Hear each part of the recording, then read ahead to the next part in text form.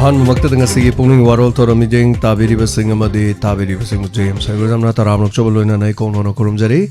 ngasi pungning warol thoramasi damak season agadaba number 9077282001 loina ngasi thoramasi video call ge thamjari ba number si 7005707808 hariba number sini loina na nutigi phongliba pauche senge headlines khara hanbada tentangna thamjari hanbada sonalepak Sanalepa Pauche gi headlines da Kanglo Puro Kudimangna Punna Lemina Badagi Hena Nungai Bakadai Deliboge Haina Nemchak Gena Fondo Kiba Okon Undokre Katopaga Loina Tabak Toriba Security Personnel Sing the Governor's Unit Citation Lantokre Loina Tangdu Leitana Tamnaba SF na loriba thodang thogot ningai ni haina governor na phongdokre Bongzagen Baltic asiba haksang Delhi da puduna khongjang sangsin lakadori hari loina Janims tamai laktabagi mobile gi flash light thamlaga photo kapna khre hari thajaba pirakpadagi sidri fawa charai henbagi khongjang handokre Manipur irang chai taret khuntak paga pangkhakni Punna thengna minasi sanajawa Koki terrorist sing sogut labadi tumina lai thoknoi UFO na phongdorok pawaro siyauri Machi lengdana lairiba thabak sing thujinna bahai kibani phukiba laite defamation natraga assembly da privilege tharagani haina rajana phongdokre loinana koki na faraga phukibadagi thiba khangdriba naha anigi mafamda maira katkre haiba English singani kolom doi me hom da horokiba irang da sangai thelda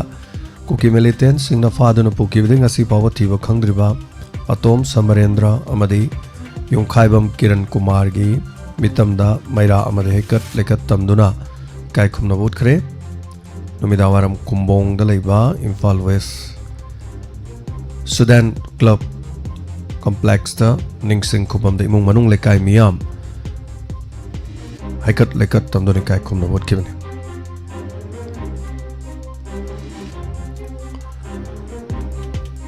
Makha tarakpada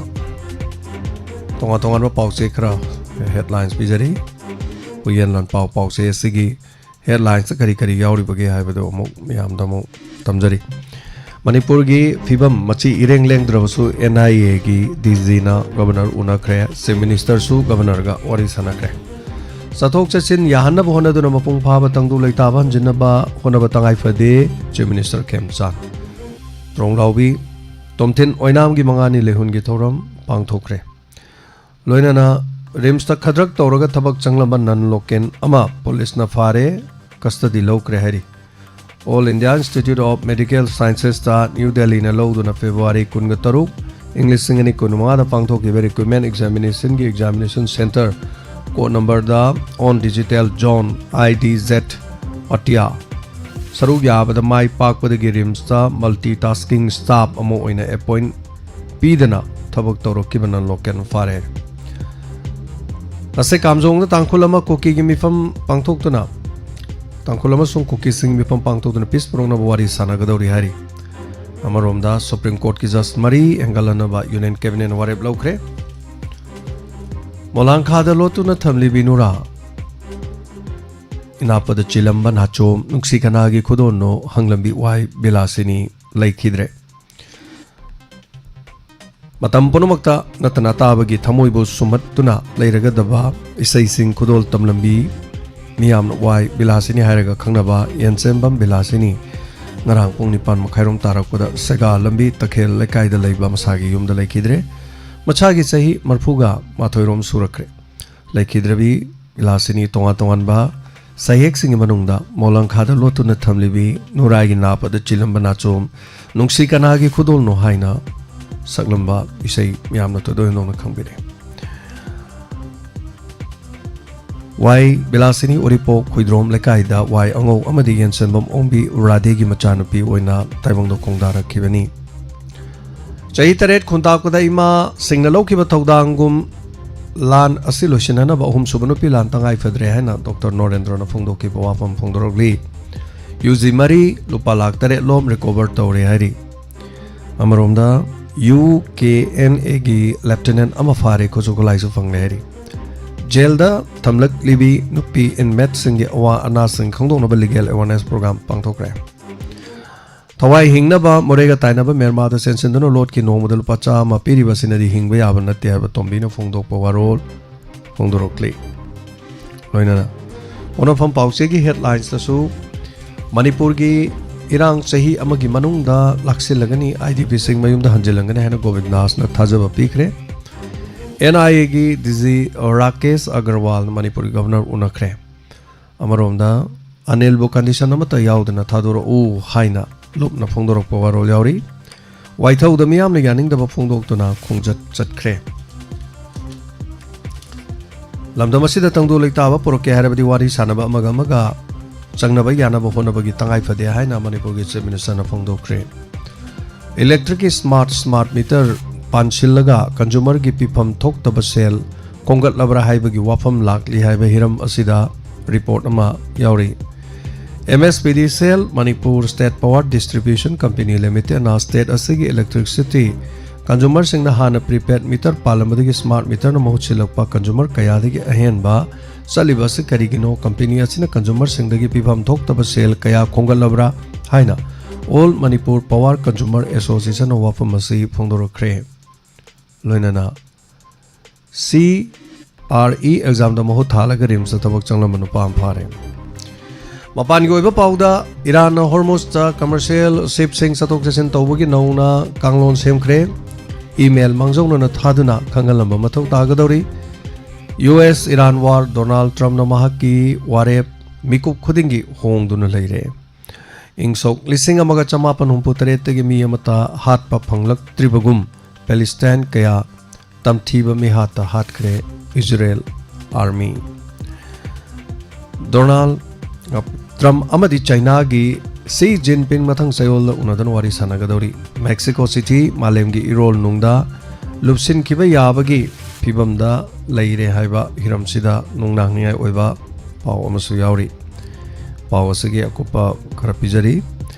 North America gi Manungda Ladiba Mexico City as Sahi Kudingi Malemgi Irol Nungda Sankiduna Malemdagi Mutkiba Yabagi Pibamda Leire Haina News Agency Amana Fongdorli Report Asi Matung ina Chahi Kudingi Mexico City inchi Tara Malemgi Irol Nungda Lupsin Kibagi satellite image kaya Nasana Uba Fangle Hairi Mioi million Kungani Tho Henmana Kundariba square mile Listing Humpak Chauba Mexico City Asi Tha Kudingi centimeter Ani Malemgi Irol Nungda Lupsil Lakli Haiba Kangbangamle Tha Kudingi Malemgi Irol Nungda Lupsin Basina Mexico ki airport amadi iconic angel of the independence movement su chauna safu ama piri Mexico National Autonomous University ki geophysics research Indrit Gabriel na fongdok kibeda chai khudingi Mexico City chaurangna 7.5 inchi malemgi irol nungda leptana lopsilakli haukiba chahi chamarom asida Mexico City chaurangna feet kontraga mapalom Malemgi Irol Nungda Lupsin Kre Haukiba Chahi Chamaga Yankai Tarit Lisingamaga Chamaga Umbudra Humdroid Sakiba Metropolitan Tridel Asing Asidi Turielna Turoinana Labor Miamno Ure Chahi Kudingi Leptona Mexico City Malemgi Irol Nungda Lupsin Ba Sina City Asig subway drainage system Loinana portable water system housing Amadi Street Yauna Tonga Tongan Bakada Akai Atoi Leptona Tolokli Haina Pahosina Makatana Pongdorokli Malemdo Germany na Kwaidagi Masing Yamna ammunition Putokpa Makok Tong Maleba Kuire Season Nariba Nongmai Maru Sing Kwaidagi Yamna Putokpa Asim Malemdo Germany na Oire Hari Masigaloina na Loizare Nuktigi Fongliba Pauche Sing Nagi Loktok Chaba Maruiba Pau Makatarakose Kogi number the call to Viduna Toromasida Sarugabiu Narangamadina Hal call Funkiba Sing Toromasida Call to Bidana Torom Taba Yabu Nungtigi Toina call to Wasing Channel Sigi Wina Chanavi Lejade Maramasina Masinga Queen Susan Minasi, Mabel Sing Nasu Adomadongi Pungi Warol Sing Tamna Bonavada Adomadomna Sel Kapkiba, Sel Takiba, Madugumari Lena Wafamdi, Pungi Warol the Pukat Pirakano Pung maridagina numidangi pung nipan fawbagi manungda domna hainingba hangningba haibiu ahingi matamda call tawsinbiganu loinana radio signal hek yadre haiba taragadi adomna thangna miss call ani ahum pibiu maduna akhona khangjage madudi radio signal yadre haibadu loinana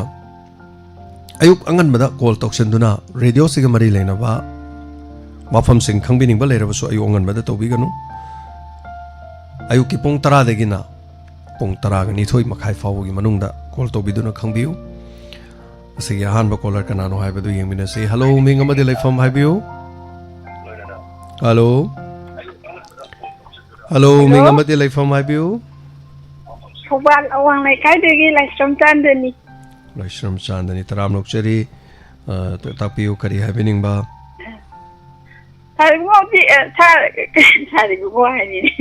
Habiu kaiso kaide habiu kari wafam thambining bano ngasai call tawbirakpa Enogi tang tarama thui angang lehidaba nigi chatpado Mayak siyam yawjaning ba do Chathok chasendi khudong chade haiba natro Hoi aduni yam luri de aduni khwaide luri se adobo aikhoi chathok chasen si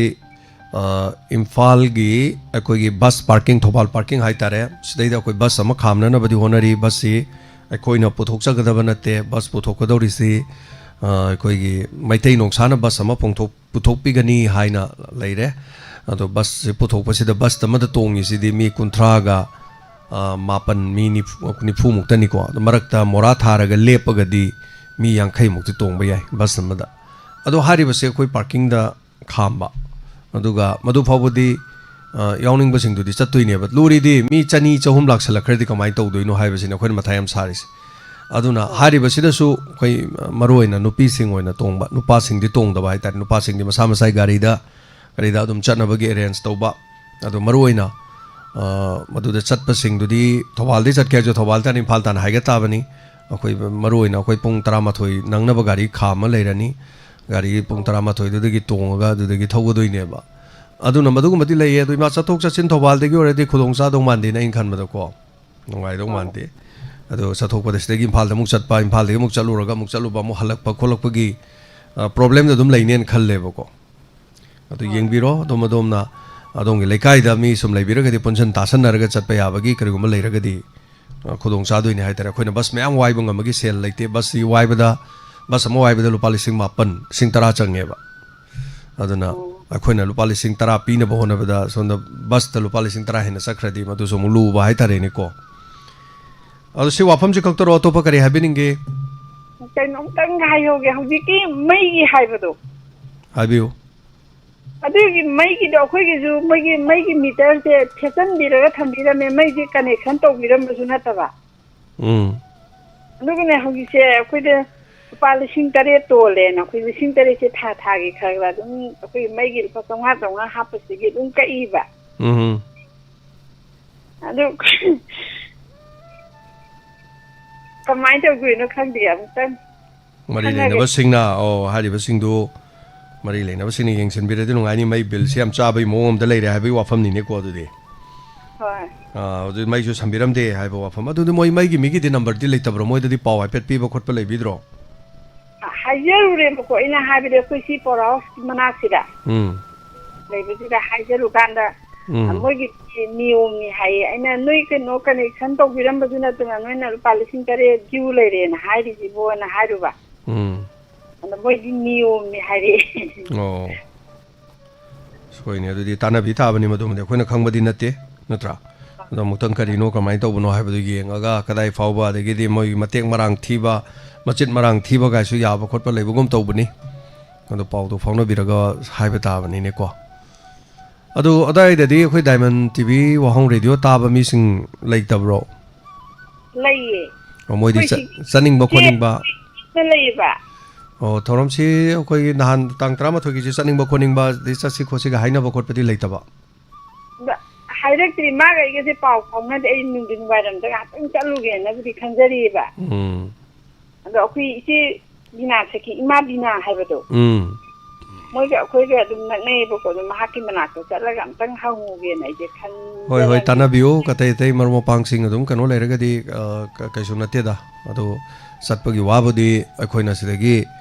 ꯃꯇꯝꯗꯣ ꯌꯥꯝ ꯉꯟꯕꯅꯤ나 ꯍꯥꯏꯇꯥꯔꯦ ꯃꯇꯝꯗꯣ ꯌꯥꯝ ꯉꯟꯕꯅꯤ나 ꯑꯩꯈꯣꯏꯅ ꯃꯣꯏꯔꯥꯡ ꯌꯧꯕ ꯕꯁꯁꯦ ꯑꯩꯈꯣꯏꯒꯤ ꯀꯩꯅꯣꯗ ꯂꯩꯀꯣ ꯑꯩꯈꯣꯏꯒꯤ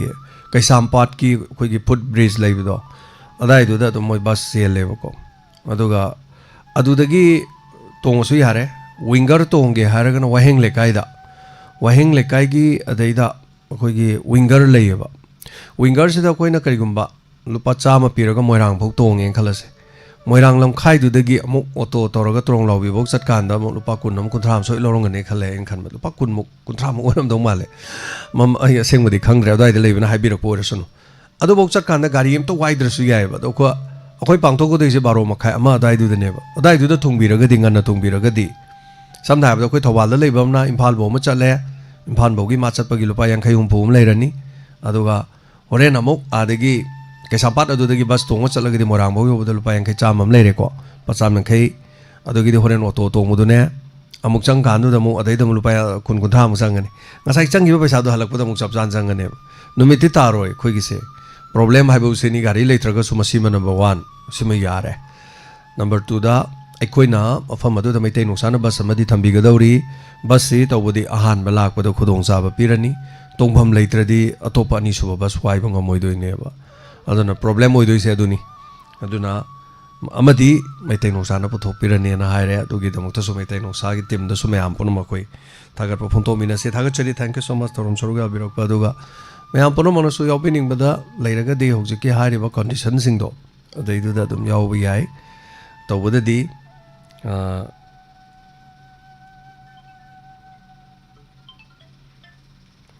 ꯍꯜꯂꯣ ꯇꯥꯕꯤꯗ꯭ꯔꯕ꯭ꯔꯣ ꯍꯜꯂꯣ ꯇꯥꯗ꯭ꯔ ꯃꯥꯜꯂꯦ ꯀꯣꯜꯗꯤ ꯇꯧꯕꯤꯔꯦ ꯈꯨꯝꯕꯤꯔꯛꯇ꯭ꯔꯦ ꯇꯥꯟꯅꯗꯕ ꯑꯣꯏꯔꯝꯕ ꯌꯥꯏ ꯑꯃꯨꯛ ꯍꯟꯅ ꯇꯧꯕꯤꯔꯛꯑꯣ ꯇꯥꯕꯤꯔꯝꯃꯒꯗꯤꯀꯣ ꯑꯩꯈꯣꯏ ꯁꯣꯝꯗ ꯇꯥꯖꯗ꯭ꯔꯦ ꯍꯜꯂꯣ ꯃꯤꯡ ꯑꯃꯗꯤ ꯂꯩꯐꯝ ꯍꯥꯏꯕꯤꯌꯨ ꯄꯤꯇ꯭ꯔꯥꯗꯩꯅꯤ ꯏꯕꯨꯡꯉꯣ ꯏꯆꯦꯒꯤ ꯃꯤ ꯏꯅꯥꯎꯕꯤ ꯀꯧꯋꯦ ꯏꯆꯦ ꯋꯥꯍꯩ ꯑꯃꯅꯤꯇꯪ ꯐꯣꯡꯗꯣꯛꯆꯒꯦ ꯇꯧꯔꯛꯄꯅꯦ ꯑꯍꯥꯟꯕꯃꯛꯇꯗ ꯗꯥꯏꯃꯟ ꯇꯤꯚꯤ ꯋꯥꯍꯣꯡꯒꯤꯗꯣ ꯇꯥꯕꯤꯔꯤꯕ ꯃꯌꯥꯝꯕꯨ ꯏꯆꯦꯗꯤ ꯀꯥꯏ ꯈꯨꯝꯅꯖꯔꯤ ꯀꯥꯏ ꯈꯨꯝꯅꯖꯔꯤ ꯑꯍꯥꯟꯕꯃꯛꯇꯗ ꯍꯧꯖꯤꯛꯀꯤ ꯀꯩꯗꯣ ꯑꯩꯈꯣꯏꯒꯤ ꯃꯩꯇꯩ ꯅꯨꯡꯁꯥꯅ ꯕꯁ ꯑꯃ ꯈꯥꯝꯕꯤꯔꯦꯅ ꯕꯕꯥꯅ ꯐꯣꯡꯗꯣꯛꯄꯤꯔꯛꯄꯗꯣ ꯌꯥꯝ ꯍꯔꯥꯎꯖꯩꯅ ꯑꯗꯨꯒ ꯑꯍꯥꯟꯅ ꯊꯝꯖꯒꯦ ꯑꯗꯨꯕꯨ ꯑꯩꯅ ꯀꯩꯗꯒꯤ ꯃꯟꯇ꯭ꯔꯤꯄꯨꯈ꯭ꯔꯤꯗ ꯏꯆꯦ ꯑꯃ ꯂꯩꯌꯦ ꯂꯥꯏꯐ ꯆꯥꯔꯖꯇꯁꯨ ꯍꯦꯛ ꯌꯥꯎꯕꯅꯦ ꯂꯇꯥ ꯂꯩꯃꯩꯗꯣ ꯑꯩꯅ ꯉꯔꯥꯡ ꯐꯣꯟ ꯐꯥꯎꯅꯖꯔꯦ ꯏꯕꯨꯡꯉꯣ ꯏꯆꯦ ꯂꯥꯏꯟꯗ ꯆꯠꯂꯁꯦ ꯍꯥꯏꯕ ꯑꯗꯨꯃ ꯍꯥꯏꯕ ꯀꯤꯖꯩ ꯍꯥꯏꯔꯦ ꯑꯗꯨꯗꯩꯗ ꯑꯩꯅ ꯀꯩꯁꯨ ꯇꯧꯔꯣꯏꯌꯦ ꯏꯆꯦ ꯑꯩꯗꯤ ꯑꯗꯨꯝ ꯑꯃꯨꯛ ꯆꯠꯂꯨꯔꯦ ꯃꯣꯏꯔꯥꯡꯗ ꯑꯩꯈꯣꯏ ꯃꯥꯒꯤ ꯀꯨꯊꯤ ꯌꯦꯡꯕꯅ ꯍꯥꯏꯕ ꯃꯥ ꯈꯜꯂꯛꯈꯤꯒꯦ ꯑꯗꯨꯒ ꯐꯣꯟ ꯇꯧꯔꯛꯀꯦꯅ ꯍꯥꯏ ꯑꯗꯨ ꯇꯧꯔꯛꯇ꯭ꯔꯤꯉꯩꯁꯤꯗ ꯏꯄꯥꯅ ꯃꯩꯇꯩ ꯅꯨꯡꯁꯥꯅ ꯕꯁ ꯑꯃ ꯈꯥꯝꯕꯤꯔꯦꯅ ꯍꯥꯏꯔꯛꯄꯗꯣ ꯌꯥꯝ ꯍꯥꯏꯅꯤꯡꯉꯥꯏꯇ ꯊꯥꯒꯠꯆꯔꯤꯅ ꯊꯝꯖꯒꯦ ꯑꯗꯨꯒ ꯕꯤꯂꯥꯁꯤꯅꯤ ꯏꯁꯩ ꯁꯛꯄꯤ ꯂꯩꯈꯤꯗꯕꯗꯨꯁꯨ ꯊꯋꯥꯏ ꯍꯛꯆꯥꯡ ꯌꯥꯎꯅ ꯅꯨꯡꯉꯥꯏꯖꯗꯦꯅ ꯏꯆꯦꯅ ꯁꯥꯏꯠꯇꯒꯤ ꯏꯆꯦꯒꯤ ꯁꯥꯏꯠꯇꯒꯤ ꯑꯗꯨꯒ ꯊꯝꯖꯒꯦ ꯑꯗꯨꯒ ꯅꯍꯥꯟꯒꯤ ꯑꯊꯣꯏꯕꯒꯤ ꯆꯠꯄꯒꯤꯗꯣ ꯑꯩꯈꯣꯏꯅ ꯆꯠꯆꯔꯁꯨ ꯃꯁꯛ ꯎꯖꯔꯛꯇ꯭ꯔꯁꯨ ꯏꯄꯥꯅ ꯆꯪꯉꯒ ꯊꯥꯒꯠꯄꯤꯔꯛꯄꯗꯣ ꯑꯗꯨ ꯌꯥꯝ ꯅꯨꯡꯁꯤꯌꯦ ꯑꯗꯨꯁꯨ ꯍꯥꯏꯖꯒꯦ ꯇꯧꯕꯅꯤ ꯏꯆꯦꯅꯀꯣ ꯑꯗꯣ ꯍꯥꯏ ꯔꯦꯁꯄꯦꯛꯇ ꯇꯌꯥꯏꯗꯣ ꯏꯆꯦꯗꯤ ꯅꯣꯡ ꯅꯤꯅꯤ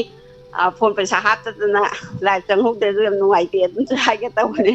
ꯑꯗꯣ ꯁꯤ ꯍꯥꯏ ꯏꯆꯦ ꯊꯝꯖꯔꯒꯦ ꯂꯥꯏꯚ ꯆꯪꯍꯧꯗ꯭ꯔꯦ ꯑꯗꯨꯗꯤ ꯇꯥꯗ꯭ꯔꯦ ꯍꯩꯔꯦꯅꯦ ꯑꯗꯨꯗꯤꯀꯣ ꯊꯥꯒꯠꯆꯔꯤ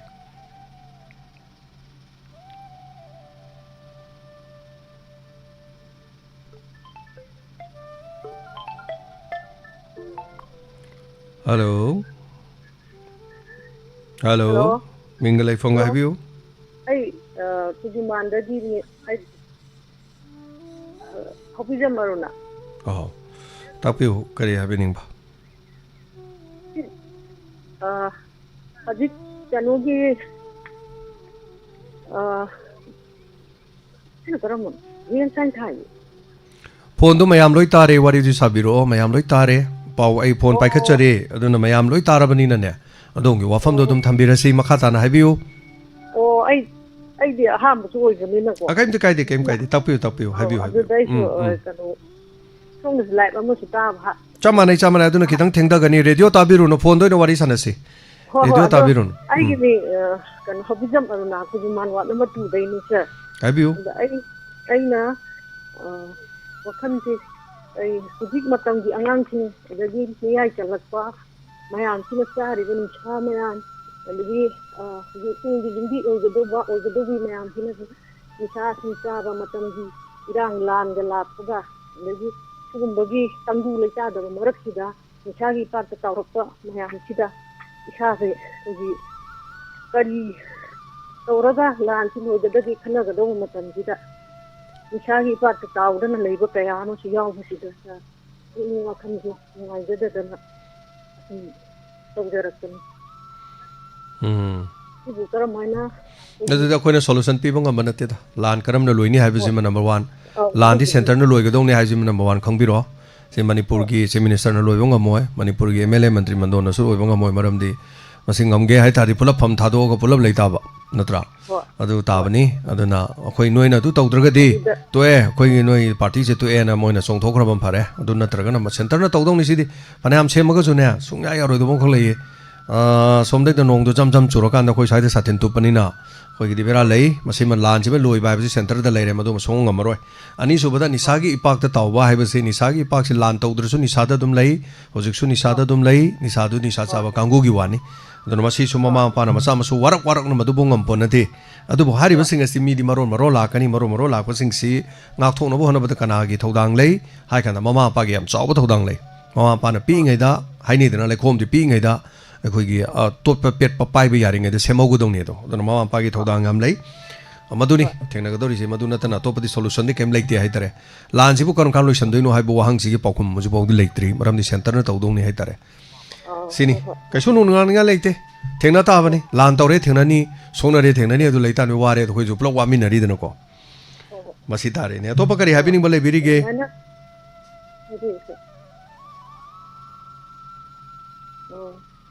thagachari radio to tara leber ga nom to ba male phone do ina tabira diam nungai dong ne thagachari ahan bo oibagi hai tare wari sana bade khoi phone do ina tabiba radio do no ko na tabiba maram di second amani di le lebe ne ba ko thagachari thorom sida soruga bira ko mathang da mu wafam ama pukhat piro mathang hapta de hekta call to biro karim to kai be leite ko aduna hello ming amade life from hibu hello good evening sir minga life from ga tapiu sir khongjang ni naubi joi sir naubi hello hibu kari wafam hibu ningi sir akhoi wahong kano gi da wahong chen gi da akhoi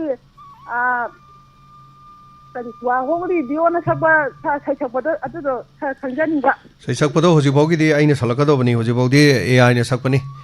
ada nobi jingrang mathang na han tau dai ne kolamo sir ngasi ni mit ma humni mai ni thu dare sir humni da ngari anyway yam ngare ka su kai di nobi ado isai sakpa do akhoi na dum salakhini ko hoji bogi di ai na san bane ai na sem bane sem isai mek to dum ibani sai sakpa do ni ai hai se ai hai ba computer na sakpa ne ba ko mi na te ba mi sala ne ba do mi sala ni tabira bro sir atopadi kare happening ni sir do khoi western gi ni khangde kai gi ta ba sir yam nungai bam po sa ba thing sir okay nungai je sir ngarang atheng magi wai da ta hau be je thi sa ba man na sa ta sa hau de adu yam nungai je sir kadi ta hau dre ba sir atheng magi pung ba gi wai da sir ngase yuk tha ba ju ta hau dra ba adu ai nga sai angai thun thun jani nga ja theng na phar ta na ta hau dra ba phone decision na phone leite ba lai ya dai phone do kana tau dra ba thom dai nang dra ba ngasi ta ba ai ta chingkhala ga dum ta bi ro lo re ke no hore num chingkhala dum ta ro ya re ke no natro au sir ai kana ni na kanoni na hai ji o phone di ke no oi ba apa ko oi da ba phone ma ta oi ba na adana ni lai bak thi bani ne ko no bi na ka sunate da dum tak te hona ro lo re hojipo mi thodang so sum lo ro isa sem ding amaga aduk sang laba chahi kya di mung manung da cheng chak thong da ngam na ba phi sa da hona raga phone ma leiba ngam ba hong leiba ngam da ba na de da natra adu ngam ni da khang ma da kan bi o yam nam tungjan bi ru no no ma gi ko sum khara ka da pa yang khayang ngai da sum tungjan bi o nomini ni gi mo humni gi mo mari ni gi mo manga ni mo gi toro ko so ngam jani phone hojik adum yeng ba yaba smartphone hai tai lupa lising taret ka pigradi yam apaba manga ka pigradi phange aduna matam laksanu hona bata lepi ganu pi sabada tham da lising om phange khalo om duna management tawni phone leibadi adabani na but phone ate luri je hing baduni luri je hing badu changi ma chak sing do ado khajik tungjala lore karim khanbiru no ai sune color tv ma karam kan leidoi no na imang mangjar ko mine bana hawai color tv leigi januk si jani color tv ma leib kan da black white ama battery de tor samma yengam me ba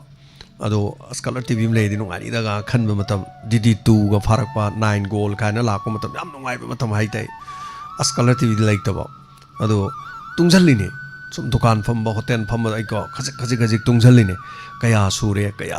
ga tor khajik tungjal ga ko matam du de color tv ma leibu kan du da slupa lising tara ga taruk ka samga pire di tv ji phab da lor bani aduna shan shui na ma leigi na hawai shan shui na leigi maram de entertainment na yaw de ya de ba pungning wakhal nungai ba phathap su imung manung punna phamina ra kan da tv ma mang du da serial ma yeng ba film ma yeng ba wa nongmin ba gi nungai ba se yam nungai ba jani da anyway thagachari nobi hona ga da bani ninga na ganu aduga cable network hai tare ko aina keno da leira kan da cable si kamai tong ni cable si santu mayam si kamai tahan si ge ga na yengan si ge ga na cable si tawgri ni 2000 da ko khongjong cable tv hojik diamond tv hai je ahan mada maming se khongjong cable tv ne leba maram di diamond tv gi email si kctv network hai bane ba k for khongjom c for cable t for television leire na ko khongjong cable television network hai bane ba ai email se aduga sigi email si aina ngasai 2000 dagi cable ji hodore ba yum do satin swain thamaga satin punchal kam do punchal le dagi mission ke pale do channel mari manga si fare channel mari manga si fare ga yum thong khuding da channel mari manga si yenghalli ne ba without set top box yaw de aduga tv da dum samaga yeng ba ba aduga ai gi oiba tongan ba channel ama thagat chari ne ba adu ne ba KCTV ai je ai gi channel du da thoga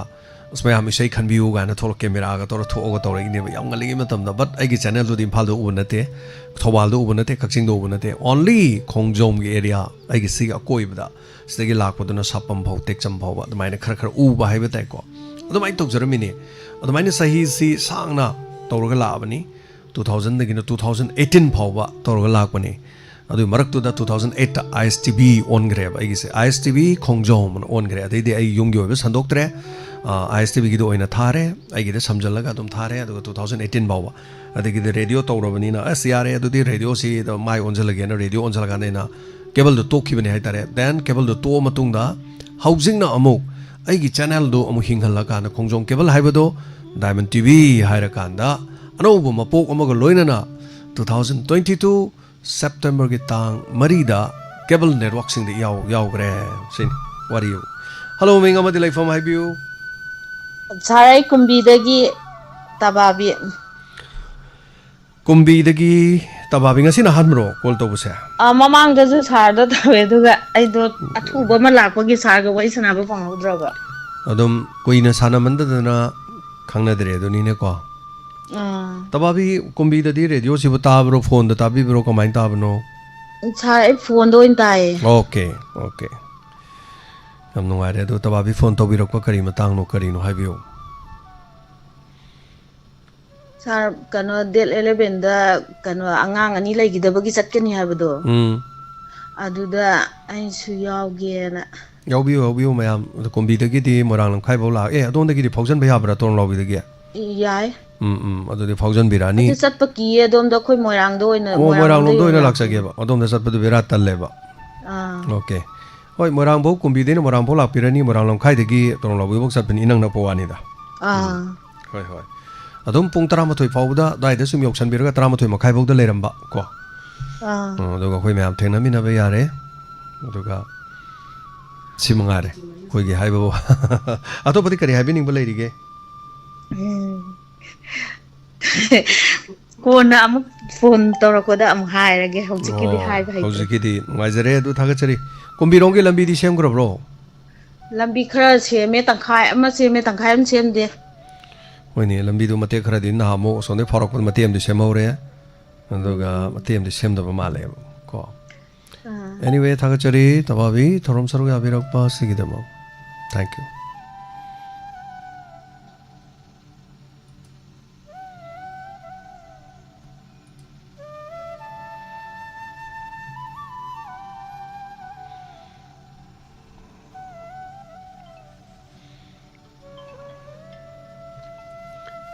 Hello. Hello, sir. Taramlok sari ming amadi leifam haibiyo. Oh, sir, I wrote with the command them given, sir. Tapiyo jaban. Sir, Mamang to share the pocket. Smart meter in Matang, sir. Masi Matang, the Wahong Redo died of Mayamna. Masi no less labor, Regadi, Matang Pont Toroga Kangalaga. Come out to Kangan right there, sir. Smart meter si makoy MSPDCL gi director na high bada di test tawbada kasu asoi ben leitre adu bo makoy test ti tawri hanagi all meter duga manak nakpada new do ani do panjalla kanda hojik si yenge duga ani jigi senba ji manaraga di adum chanarani manadraga di samdok semsen tawbugi wafam ama ai news dam da ubudi habet mogi MSPDCL gi mana high badi habeti ta ge du bo ai formally di ai gi ona di khangde adu bo hoi Tabiri sing na mayam khang ba yarum agadi share to bi rakpo sunu hai tare ni oja jiban wapam sana lu bi ya ya rese to thagachari oja jiban electric ki mai hai ba sium thong khoding da season nei aduna seasonary ba mai gi keno si smart meter si matang da ngasi so I pauche da paja baduni pauche da hoji aina paw da yaugi badune smart meter si taseng na Sigi matang da mayam pen da bakhradi leina badi male hoju bhogi de du seng ba chumba da mayam gi wakhalon da chumba da lakpadi oisunu hello hello sir taram luksari phone tawjari bai sangkem wang le kai dagi sangkem thoiba oda thoiba khoi program ji bu tabiri bo se kanji bo sir tabadi khata je yam kana sir speaker ta ai na nuai ri ba sir aduga asila kuni mo nuai jai tôi ni tawje ta nei am to ba pang da ba call to ba khonjen di ta ta gi dra ba du da ko oi adu handak di asi ju sai to ne du pang da sam da gi ta pang sir tapi oja kari wafam thambini ngi oja sir nahan mo son dok gi ba khoi gi peacemaker gi khoi lila tampa ya have cái nó sai madu yam nuai da badu ai loiram dai da ta bo ga ba madu amutang han ta thabi ra ga yam nuai je ga ne na adum ta je ga taw ni sai hoi mathang sa bada soidana thana bona jage tampa yai hai ba ila fazabani tampa yai se yam nuai ja ga madu de da sai yam nuai ja sa ta ja ya sa ki khojen ai nung dang le jumuk ta ya duga ayuk ti ko gi on de sitare re gor sitare speaker ta ya hi ani jan ta jari musa funny yam no ai jeva thank you sir tham jare sir thagachari oja thank you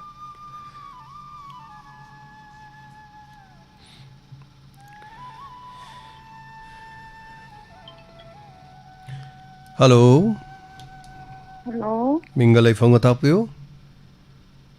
Ya ko dagi sana tombini sa tapiyo kari happening we kai khumna bo jari habiyo hello habiyo makha habiyo kari happening ba habiyo tumin labire kai dorage pongning gi waron gi mamang da khana naina ba ma tawgi bu sa khana naina ba nate doctor unabani doctor unaba tabiro bro doctor unabani haiba hello madam se ta da ba male ina ngang mu se ko ta ba khara wa to doctor unabani haiba khana naina ba nate haiba ko doctor unajabani khoi gi ana ye ki tholok matam da emergency oina kari tawgada gi haiba gi ko do kari happening bano thorom nunga haibiri bra ꯑꯗꯨꯒꯤ ꯈꯔ ꯅꯩꯅꯕꯗꯨ ꯌꯥꯝꯅ ꯇꯥꯕ ꯅꯨꯡꯉꯥꯏ ꯋꯥꯈꯜ ꯂꯧꯁꯤꯡ ꯑꯣꯏ ꯑꯗꯒꯤ ꯑꯩꯈꯣꯏꯒꯤ ꯂꯧꯁꯤꯡ ꯁꯨꯕꯅꯤꯅ ꯑꯗꯨꯝꯕ ꯇꯤꯟ ꯀꯥꯡꯅ ꯆꯤꯛꯄ ꯈꯣꯠꯄꯗꯣ ꯇꯥꯁꯟꯕꯗ ꯌꯥꯝꯅ ꯄꯨꯛꯅꯤꯡ ꯂꯧꯁꯤꯡ ꯑꯣꯏꯕ ꯍꯥꯏꯇꯥꯔꯦꯀꯣ okay ꯑꯗꯨꯒꯤ ꯁꯨꯝ ꯍꯥꯏꯔꯛꯄꯅꯤ ꯁꯥꯔ ꯌꯥꯝ ꯅꯨꯡꯉꯥꯏꯖꯩ ꯁꯦꯛꯁꯟꯕꯤꯒꯗꯕ ꯃꯌꯥꯝ ꯀꯔꯤ ꯇꯧꯒꯗꯒꯦ ꯍꯥꯏꯕꯗꯣ ꯃꯌꯥꯝ ꯆꯤꯡꯈꯠꯂꯒ ꯐꯣꯟꯗ ꯐꯥꯎꯕꯗ ꯃꯗꯨ ꯌꯦꯡꯕꯤꯌꯣ ꯑꯩꯈꯣꯏꯁꯨ ꯃꯀꯛ ꯀꯛꯑꯒ ꯊꯥꯒꯠꯆꯔꯛꯀꯦ ꯑꯗꯨꯗꯤ ꯋꯥꯐꯝꯁꯤꯅ ꯂꯣꯏꯕꯤꯔꯕ꯭ꯔꯣ ꯑꯇꯩ ꯀꯔꯤ ꯍꯥꯏꯕꯤꯅꯤꯡꯕ ꯂꯩꯔꯤ ꯑꯗꯒꯤ ꯑꯃ ꯍꯥꯏꯖꯒꯦ ꯑꯩꯈꯣꯏꯒꯤ ꯂꯤꯂꯥ ꯑꯃ ꯈꯣꯡ ꯅꯪꯒꯤ ꯕꯥꯁꯤꯅ ꯑꯃ ꯂꯩꯕꯗꯣ ꯁꯥꯔ ꯈꯣꯡꯉꯣ ꯅꯪꯒꯤ ꯕꯥꯁꯤ ꯑꯗꯨꯒꯤꯗꯨꯕꯨ ꯁꯥꯒꯤꯗ ꯊꯥꯕ ꯔꯦꯗꯤꯑꯣꯗꯗꯤ ꯁꯨꯃꯥꯡ ꯂꯤꯂꯥꯗꯤ ꯊꯥꯖꯕꯅꯤ ꯁꯨꯃꯥꯡ ꯂꯤꯂꯥꯗꯤ ꯂꯩꯕꯅꯤ ꯑꯗꯣ ꯆꯨꯝꯅꯒꯤ ꯗ꯭ꯔꯃꯥꯗꯨꯗꯤ ꯊꯥꯕ ꯌꯥꯗꯦ ꯗ꯭ꯔꯃꯥꯗꯨꯅ ꯑꯣꯜ ꯏꯟꯗꯤꯌꯥ ꯔꯦꯗꯤꯑꯣꯒꯤꯅꯤ ꯑꯣꯜ ꯏꯟꯗꯤꯌꯥ ꯔꯦꯗꯤꯑꯣꯗꯩ ꯇꯥꯕꯤꯗꯧꯕꯀꯣ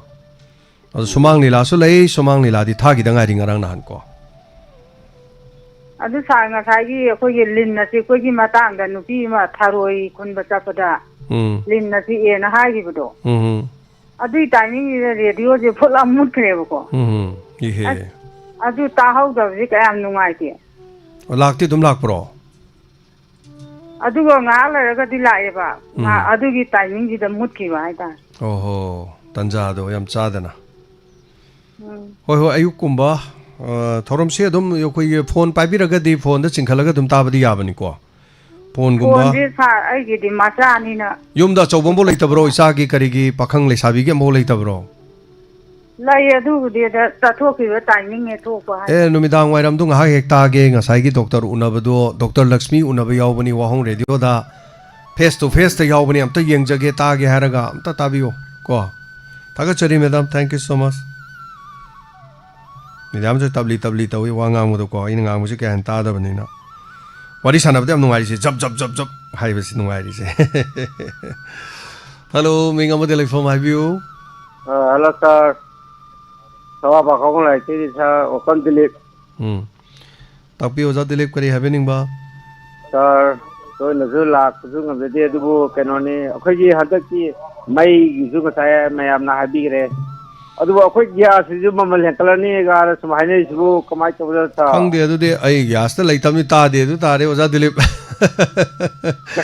ꯒ꯭ꯌꯥꯁꯀꯤꯗꯤ ꯈꯪꯗꯦ ꯑꯗꯨꯕꯨ ꯀꯃꯔꯁꯤꯌꯦꯜꯒꯤꯗꯤ ꯍꯦꯟꯒꯠꯈ꯭ꯔꯦ ꯂꯨꯄꯥ ꯀꯣ ꯂꯤꯁꯤꯡ ꯃꯥꯒꯤꯅ ꯑꯃꯨꯛ ꯍꯦꯟꯒꯠꯈ꯭रे ꯈꯔ ꯒ꯭ꯌꯥꯁꯀꯤꯗꯤ ꯅꯍꯥꯟꯁꯨ ꯑꯩꯈꯣꯏ ꯇꯣꯄꯤꯛ ꯑꯃ ꯈꯟꯅ ꯅꯩꯅꯕꯁꯨ ꯂꯩꯔꯦ ꯍꯧꯖꯤꯛꯐꯥꯎꯗꯤ ꯂꯩꯇ꯭ꯔꯤ ꯂꯩꯇꯕ ꯅꯠꯇꯤꯌꯦ ꯁꯥꯔ ꯁꯨꯝ ꯍꯥꯏꯅ ꯇꯥꯕꯤꯕ꯭ꯔꯥ ꯍꯪꯖꯕ ꯑꯗꯨꯅꯦ ꯍꯥꯏꯁꯦ ꯂꯩꯇꯦ ꯃꯗꯨꯒꯤ ꯃꯔꯝꯗ ꯑꯩꯈꯣꯏꯅ ꯈꯪꯗꯦꯕ ꯑꯣꯖꯥ ꯀꯣ ꯍꯧꯖꯤꯛꯐꯥꯎꯒꯤꯗꯤ ꯑꯩꯈꯣꯏ ꯇꯥꯕ ꯂꯩꯇꯦ ꯑꯣꯖꯥ ꯗꯤꯂꯤꯞ ꯁꯤ ꯅꯠꯇꯕ ꯑꯇꯣꯞꯄ ꯀꯔꯤ ꯍꯥꯏꯕꯤꯅꯤꯡꯕ ꯂꯩꯔꯤꯒꯦ ꯂꯝꯕꯤ ꯊꯣꯡꯗꯤ ꯁꯥꯔ ꯑꯗꯨꯝ ꯅꯨꯡꯉꯥꯏꯇ꯭ꯔꯦꯅꯦ ꯑꯩꯈꯣꯏ ꯄꯥꯈꯣꯡ ꯂꯥꯏꯔꯛꯀꯤ ꯃꯊꯛ ꯍꯥꯏꯒꯗꯕꯁꯤꯁꯨ ꯀꯃꯥꯏꯅ ꯇꯧꯕꯅꯣ ꯁꯤꯁꯨ ꯃꯔꯤ ꯂꯩꯅꯕꯁꯤꯡꯒ ꯍꯥꯏꯐꯦꯠ ꯍꯥꯏꯅꯤꯡꯕ ꯍꯥꯏꯇꯥꯔꯦ ꯀꯔꯤ ꯍꯥꯏ ꯀꯥꯟꯅꯔꯨꯗꯣꯏꯅꯣ ꯂꯝꯕꯤ ꯁꯦꯝꯗꯕ ꯑꯗꯨꯒ ꯆꯥꯎꯈꯠ ꯊꯧꯔꯥꯡꯒꯤ ꯊꯕꯛ ꯌꯥꯎꯗꯕꯁꯤꯗꯤ ꯑꯣꯖꯥ ꯃꯄꯣꯛꯀꯤꯅꯤ ꯑꯗꯨꯝ ꯈꯥꯡꯉꯁꯦ ꯍꯥꯏꯇꯥꯔꯦꯅꯦꯀꯣ ꯈꯥꯡꯉꯁꯤ ꯑꯗꯨꯝ ꯁꯦꯝꯕꯤꯔꯁꯨꯅ ꯁꯦꯝꯕꯤꯔꯀꯥꯟꯗ ꯁꯦꯝꯕꯤꯔ ꯊꯦꯡꯕꯗ ꯐꯔꯛꯄ ꯊꯥꯕꯜ ꯁꯦꯝꯃꯀꯥꯟꯗꯅ ꯍꯦꯛ ꯃꯌꯥꯝ ꯍꯔꯥꯎꯕ ꯐꯣꯡꯗꯣꯛꯑꯁꯤ ꯊꯥꯒꯠꯆꯔꯤ ꯑꯣꯖꯥ ꯊꯦꯡꯛ ꯌꯨ ꯁꯣ ꯃꯆ ꯂꯝꯕꯤ ꯊꯣꯡꯁꯨ ꯌꯥꯗꯦꯅ ꯇꯥꯛꯄꯤꯔꯝꯃꯤ ꯒ꯭ꯌꯥꯁ ꯃꯃꯜ ꯍꯦꯟꯒꯠꯄ꯭ꯔꯥ ꯇꯥꯕ꯭ꯔꯥ ꯑꯩ ꯇꯥꯗꯦ ꯒ꯭ꯌꯥꯁꯀꯤ ꯃꯔꯝꯗ ꯊꯣꯏꯗꯣꯛꯄ ꯈꯪꯕꯗꯤ ꯂꯩꯇꯦ ꯑꯗꯣ ꯃꯌꯥꯝ ꯈꯪꯕ ꯂꯩꯔꯁꯨ ꯑꯗꯨꯝ ꯇꯥꯛꯄꯤꯔꯛꯑꯣ ꯒ꯭ꯌꯥꯁꯀꯤꯗꯤ ꯊꯣꯏꯗꯣꯛ ꯍꯦꯟꯗꯣꯛꯅ ꯆꯥꯛꯊꯣꯡ ꯁꯤꯂꯤꯟꯗꯔꯒꯤ ꯃꯇꯥꯡ ꯑꯩꯈꯣꯏ ꯅꯍꯥꯟ ꯈꯟꯅ ꯅꯩꯅꯕ ꯑꯃ ꯂꯩꯈ꯭ꯔꯦ ꯊꯧꯔꯝꯗꯣ ꯇꯥꯕꯤꯔꯝꯃꯒꯗꯤ ꯑꯃꯨꯛ ꯍꯦꯟꯅ ꯑꯗꯨ ꯈꯪꯗꯣꯔꯤꯅꯤ ꯑꯗꯨꯕꯨ ꯑꯩꯈꯣꯏ ꯃꯗꯨꯗ ꯀꯃꯔꯁꯤꯌꯦꯜ ꯒ꯭ꯌꯥꯁꯀꯤ ꯍꯥꯏꯕ ꯑꯃ ꯗꯣꯃꯦꯁꯇꯤꯛ ꯒ꯭ꯌꯥꯁ ꯑꯃ ꯑꯩꯈꯣꯏ ꯌꯨꯝꯗ ꯁꯤꯖꯤꯟꯅꯩꯁꯤ ꯗꯣꯃꯦꯁꯇꯤꯛ ꯀꯧꯏ ꯑꯗꯨꯒ ꯀꯃꯔꯁꯤꯌꯦꯜ ꯒ꯭ꯌꯥꯁꯀꯤ ꯍꯥꯏꯕ ꯑꯃ ꯂꯩꯔꯦ ꯑꯗꯨꯒ ꯒ꯭ꯌꯥꯁꯇꯣ ꯌꯥꯝ ꯂꯤꯛꯅ ꯁꯤꯖꯤꯟꯅꯕꯒꯤ ꯐꯥꯎꯕꯗ ꯑꯩꯈꯣꯏ ꯅꯝꯕꯔ ꯐꯥꯎꯕꯗ ꯑꯩꯈꯣꯏꯗ ꯃꯌꯥꯝ ꯂꯩꯔꯦ ꯃꯌꯥꯝ ꯂꯧꯕꯤꯔꯣꯅ ꯍꯥꯏꯔꯦ ꯐꯅꯌꯥꯝꯁꯨ ꯂꯧꯅꯈ꯭रे ꯃꯥꯏ ꯃꯥꯏ ꯂꯝꯒꯤ ꯏꯝꯐꯥꯜ ꯂꯣꯝꯒꯤ ꯀꯛꯆꯤꯡꯒꯤ ꯊꯧꯕꯥꯜꯒꯤ ꯌꯥꯏꯔꯤꯄꯣꯛꯀꯤ ꯍꯜꯂꯣ ꯍꯜꯂꯣ ꯁꯥꯔ ꯃꯤꯡ ꯑꯃꯗꯤ ꯂꯩꯐꯝ ꯈꯨꯔꯨꯝꯖꯔꯤ ꯍꯥꯏꯕꯤꯌꯨ ꯑꯍꯥꯟꯕꯗ ꯈꯨꯔꯨꯝꯖꯔꯤ ꯃꯤꯡ ꯂꯩꯐꯝ ꯍꯥꯏꯕꯤꯌꯨ ꯑꯩ ꯌꯥꯏꯔꯤꯄꯣꯛ ꯇꯣꯞꯇꯒꯤ ꯏꯕꯦꯆꯥ ꯏꯕꯦꯆꯥ ꯏꯕꯦꯝꯆꯥꯔꯣ ꯏꯕꯦꯆꯥꯔꯣ ꯏꯕꯦꯝꯆꯥ ꯑꯣ ꯏꯕꯦꯝꯆꯥ ꯑꯩ ꯉꯁꯤꯒ ꯑꯅꯤꯔꯛꯇꯤ ꯁꯨꯖꯔꯦ ꯇꯧꯔꯛꯄ ꯇꯥꯛꯄꯤꯌꯨ ꯀꯔꯤ ꯉꯥꯐꯝ ꯍꯥꯏꯕꯤꯅꯤꯡꯕ ꯉꯁꯤ ꯍꯥꯏꯕꯤꯅꯤꯡꯕ ꯉꯁꯥꯏꯒꯤ ꯐꯦꯁꯕꯨꯛ ꯄꯦꯖꯀꯤ ꯗ ꯀꯩꯅꯣ ꯇꯧꯕꯗꯤ ꯌꯥꯝꯅ ꯄꯨꯛꯅꯤꯡ ꯂꯧꯁꯤꯡ ꯑꯣꯏꯕ ꯌꯥꯝꯅ ꯅꯨꯡꯉꯥꯏꯖꯕꯗꯣ ꯑꯗꯨꯒꯤ ꯊꯥꯒꯠꯄ ꯐꯣꯡꯗꯣꯛꯆꯔꯤꯕ ꯁꯥꯔ ꯃꯌꯥꯝꯒꯤꯗꯃꯛꯇꯅꯤ ꯑꯩꯈꯣꯏꯅ ꯁꯤꯟꯖꯔꯤꯕꯅꯤ ꯏꯁꯩ ꯅꯣꯡꯃꯥꯏ ꯇꯥꯕ ꯂꯤꯂꯥ ꯇꯥꯕ ꯑꯗꯨꯒ ꯑꯇꯩ ꯑꯇꯩ ꯈꯛꯀꯤ ꯋꯥ ꯅꯠꯇꯅ ꯉꯁꯥꯏꯒꯤ ꯑꯩꯈꯣꯏꯗ ꯀꯥꯟꯅꯕ ꯊꯧꯔꯝ ꯍꯥꯏꯕ ꯂꯩꯇꯥꯔꯦꯀꯣ ꯑꯗꯨ ꯌꯥꯝꯅ ꯑꯩꯈꯣꯏꯗꯁꯨ ꯊꯣꯛꯂꯛꯄꯗ ꯆꯦꯛꯁꯤꯟ ꯊꯧꯔꯥꯡ ꯑꯩꯈꯣꯏꯅ ꯇꯧꯖꯒꯗꯕ ꯌꯨꯝꯗ ꯐꯥꯔꯁ ꯑꯦꯗ ꯄꯤꯒꯗꯕ ꯈꯣꯠꯀꯗꯕꯁꯤꯡꯗꯣ ꯑꯩꯈꯣꯏꯅ ꯒ꯭ꯌꯥꯟ ꯈꯔꯗꯤ ꯂꯧꯁꯟꯖꯩꯗꯅ ꯑꯗꯨꯒ ꯁꯥꯔ ꯀꯩꯅꯣꯝꯇꯒ ꯍꯥꯏꯖꯒꯦ ꯑꯩꯈꯣꯏꯒꯤ ꯅꯍꯥꯟ ꯃꯦꯝ ꯁꯥꯍꯦꯕ ꯁꯥꯔꯤ ꯊꯥꯔꯛꯈꯤꯗꯅ ꯄꯨꯡ 12 ꯑꯗꯣ ꯈꯔꯗꯤ ꯇꯥꯍꯧꯔꯒ ꯇꯨꯝꯊꯈꯤꯗꯅ ꯇꯥꯍꯧꯗ꯭ꯔꯦꯕ ꯑꯗꯣ ꯅꯨꯡꯊꯤꯟ ꯑꯩꯈꯣꯏꯒꯤ ꯄꯨꯡ ꯀꯩꯅꯣꯒꯤ 4:30 5:00 ꯊꯥꯕꯤꯔꯛꯄ ꯌꯥꯒꯗ꯭ꯔꯥ ꯃꯇꯝ ꯈꯔ ꯉꯥꯏꯃꯤꯟꯅꯁꯤ ꯊꯥꯒꯤꯗ ꯉꯥꯏꯔꯤꯕꯅꯤ나 ꯍꯧꯖꯤꯛ ꯊꯥꯕꯗꯣ ꯅꯨꯡꯉꯥꯏꯔꯔꯣꯏ ꯃꯇꯝ ꯈꯔ ꯂꯩꯔꯒ ꯊꯥꯖꯒꯦ ꯌꯥꯝ ꯅꯨꯡꯉꯥꯏꯖꯩ ꯁꯥꯔ ꯊꯥꯔꯛꯏ ꯑꯗꯨꯒꯤ ꯇꯨꯝꯕ ꯌꯥꯗꯕꯗꯣ ꯑꯗꯨꯝꯕ ꯑꯗꯨꯝ ꯇꯥꯔꯒ ꯂꯩꯖꯔꯦ ꯌꯥꯝ ꯅꯨꯡꯉꯥꯏꯖꯩ ꯊꯝꯖꯔꯒꯦ ꯁꯥꯔ ꯑꯗꯣ ꯌꯥꯏꯔꯤꯄꯣꯛ ꯇꯣꯞꯇ ꯇꯥꯡ 16ꯗ ꯌꯥꯏꯔꯤꯄꯣꯛ ꯇꯣꯞꯇ ꯌꯥꯏꯔꯤꯄꯣꯛ ꯇꯣꯞꯇ ꯂꯥꯛꯀꯗꯧꯔꯤꯕ ꯀꯣꯏꯅ ꯆꯠꯄꯒꯤ ꯊꯧꯔꯝꯗ ꯑꯗꯣꯝ ꯇꯥꯕꯤꯔꯕ꯭ꯔꯣ ꯇꯥꯗ꯭ꯔꯤ ꯑꯩ ꯇꯥꯗ꯭ꯔꯤ तादरिया सेम सा लेबिरो नुंथिन लाकदोरे अखोगी इसी जमुना ओइना तौबिरकरा दुदो सा अखोइना हाइसिदम ताबिरो जमुना अखोगी टीमदा हाइबको मखोइना तोरक्तबै नते मखोई अदुम पाउ फाउनबिरो फाउनद्रगसु यारिपोकता अखोगी यारिपोक टॉप हाइबा मफमजिदा तांग 36 दा लाकनेबा अखोगी स्टाफ टीम लाकनेबको रेकॉर्ड तौगनी सागे हाइजबा इसै सकेरा अदगिदी करी करीनो फागी तौगेरा सैरेंग थीगेरा मयाम उनबगी थोरम अमा पांथोकजगनेबा दाइद रेकॉर्ड लौगनेबा यौबी होरो अदगी सक्तम जु उरनी खोंजेल सुतारनी अहानबा अखोई कोइना चटपगी थोरमसी ममांग दु कुमै हराउदा नत्रगा यौसंग निंगोन चाकोबदा तौबनी हदकिदी अखोइना लौथोकजगिबगी मतुंगिना हाइरिबा यारिपोक टॉप हारिसिदा चटलनेबा यारिपोक टॉपता खसिदा कोल हेक तौबा जमुना नमा यावबदो अदना मखोइगसु दुम तानबिरो मखोइनासु मी खरा दुम मी 10 मरी मंगा लेरे हाइरे मी अनि खक लेरगा लाओ हाइदी यादेबा अदना यामदरबदा मी 10 मरी मंगा फाडी प्रोग्राम अमा पुंग अमगी प्रोग्राम फादोइनेबा अदना मफमदु अखोइगी टीम लानी सोइदना पाउ फाउनबिरो मरक्तसु लौथोकजगे तांग 32 याम वाले अदना मरक्ता दुम नुमिदांग अंगांगैनसु मखोइगी नुमिदांग पुबा स्टाफ खैनसु दुम लौथोकपिरानिको थागचरी thank you so much tension जगे सोइदना यावबियो सही सकेजु सहोरो सरेंगम थिगेजु थिहोरो करी करी नो मा एकता तोबिरो हेलो हेलो दुआई मा मनी तुंबी सेम ने कोयंगेदगी इमा मनी तुंबी सेम तागचरी थोरम सरुग अबिरकपा इमा करी हाबिनिंगी ओ ngachigi face to face ki ta ba yam ngaje kana ba myam phangba adugi hajan ni tawba face to face ti yam kana ba ninga sigi thorom sidi mi live to ga mi chohum samri ga lei yam noi hoi ai loi ta hawe du doctor do aina wahang mayam hangjandana pung amaga makhai di doctor du phara thamgre da naina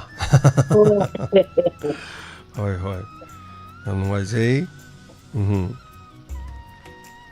थागचरी मा दुदी वाफम सिना लोर bro ओ नुंदांगी इस्पित प्रयासा दुजु अनिरक मक्ता जन ताम वाजे अनिरक को हनता ने हा बगे पाव खुमतो पक खुजिंगा तवरन के मुन्नता रे अबु हनता रे फनी फनी फनी मा याम नवाजरे मा ताबी वासे दम थागचरी मा थैंक यू मा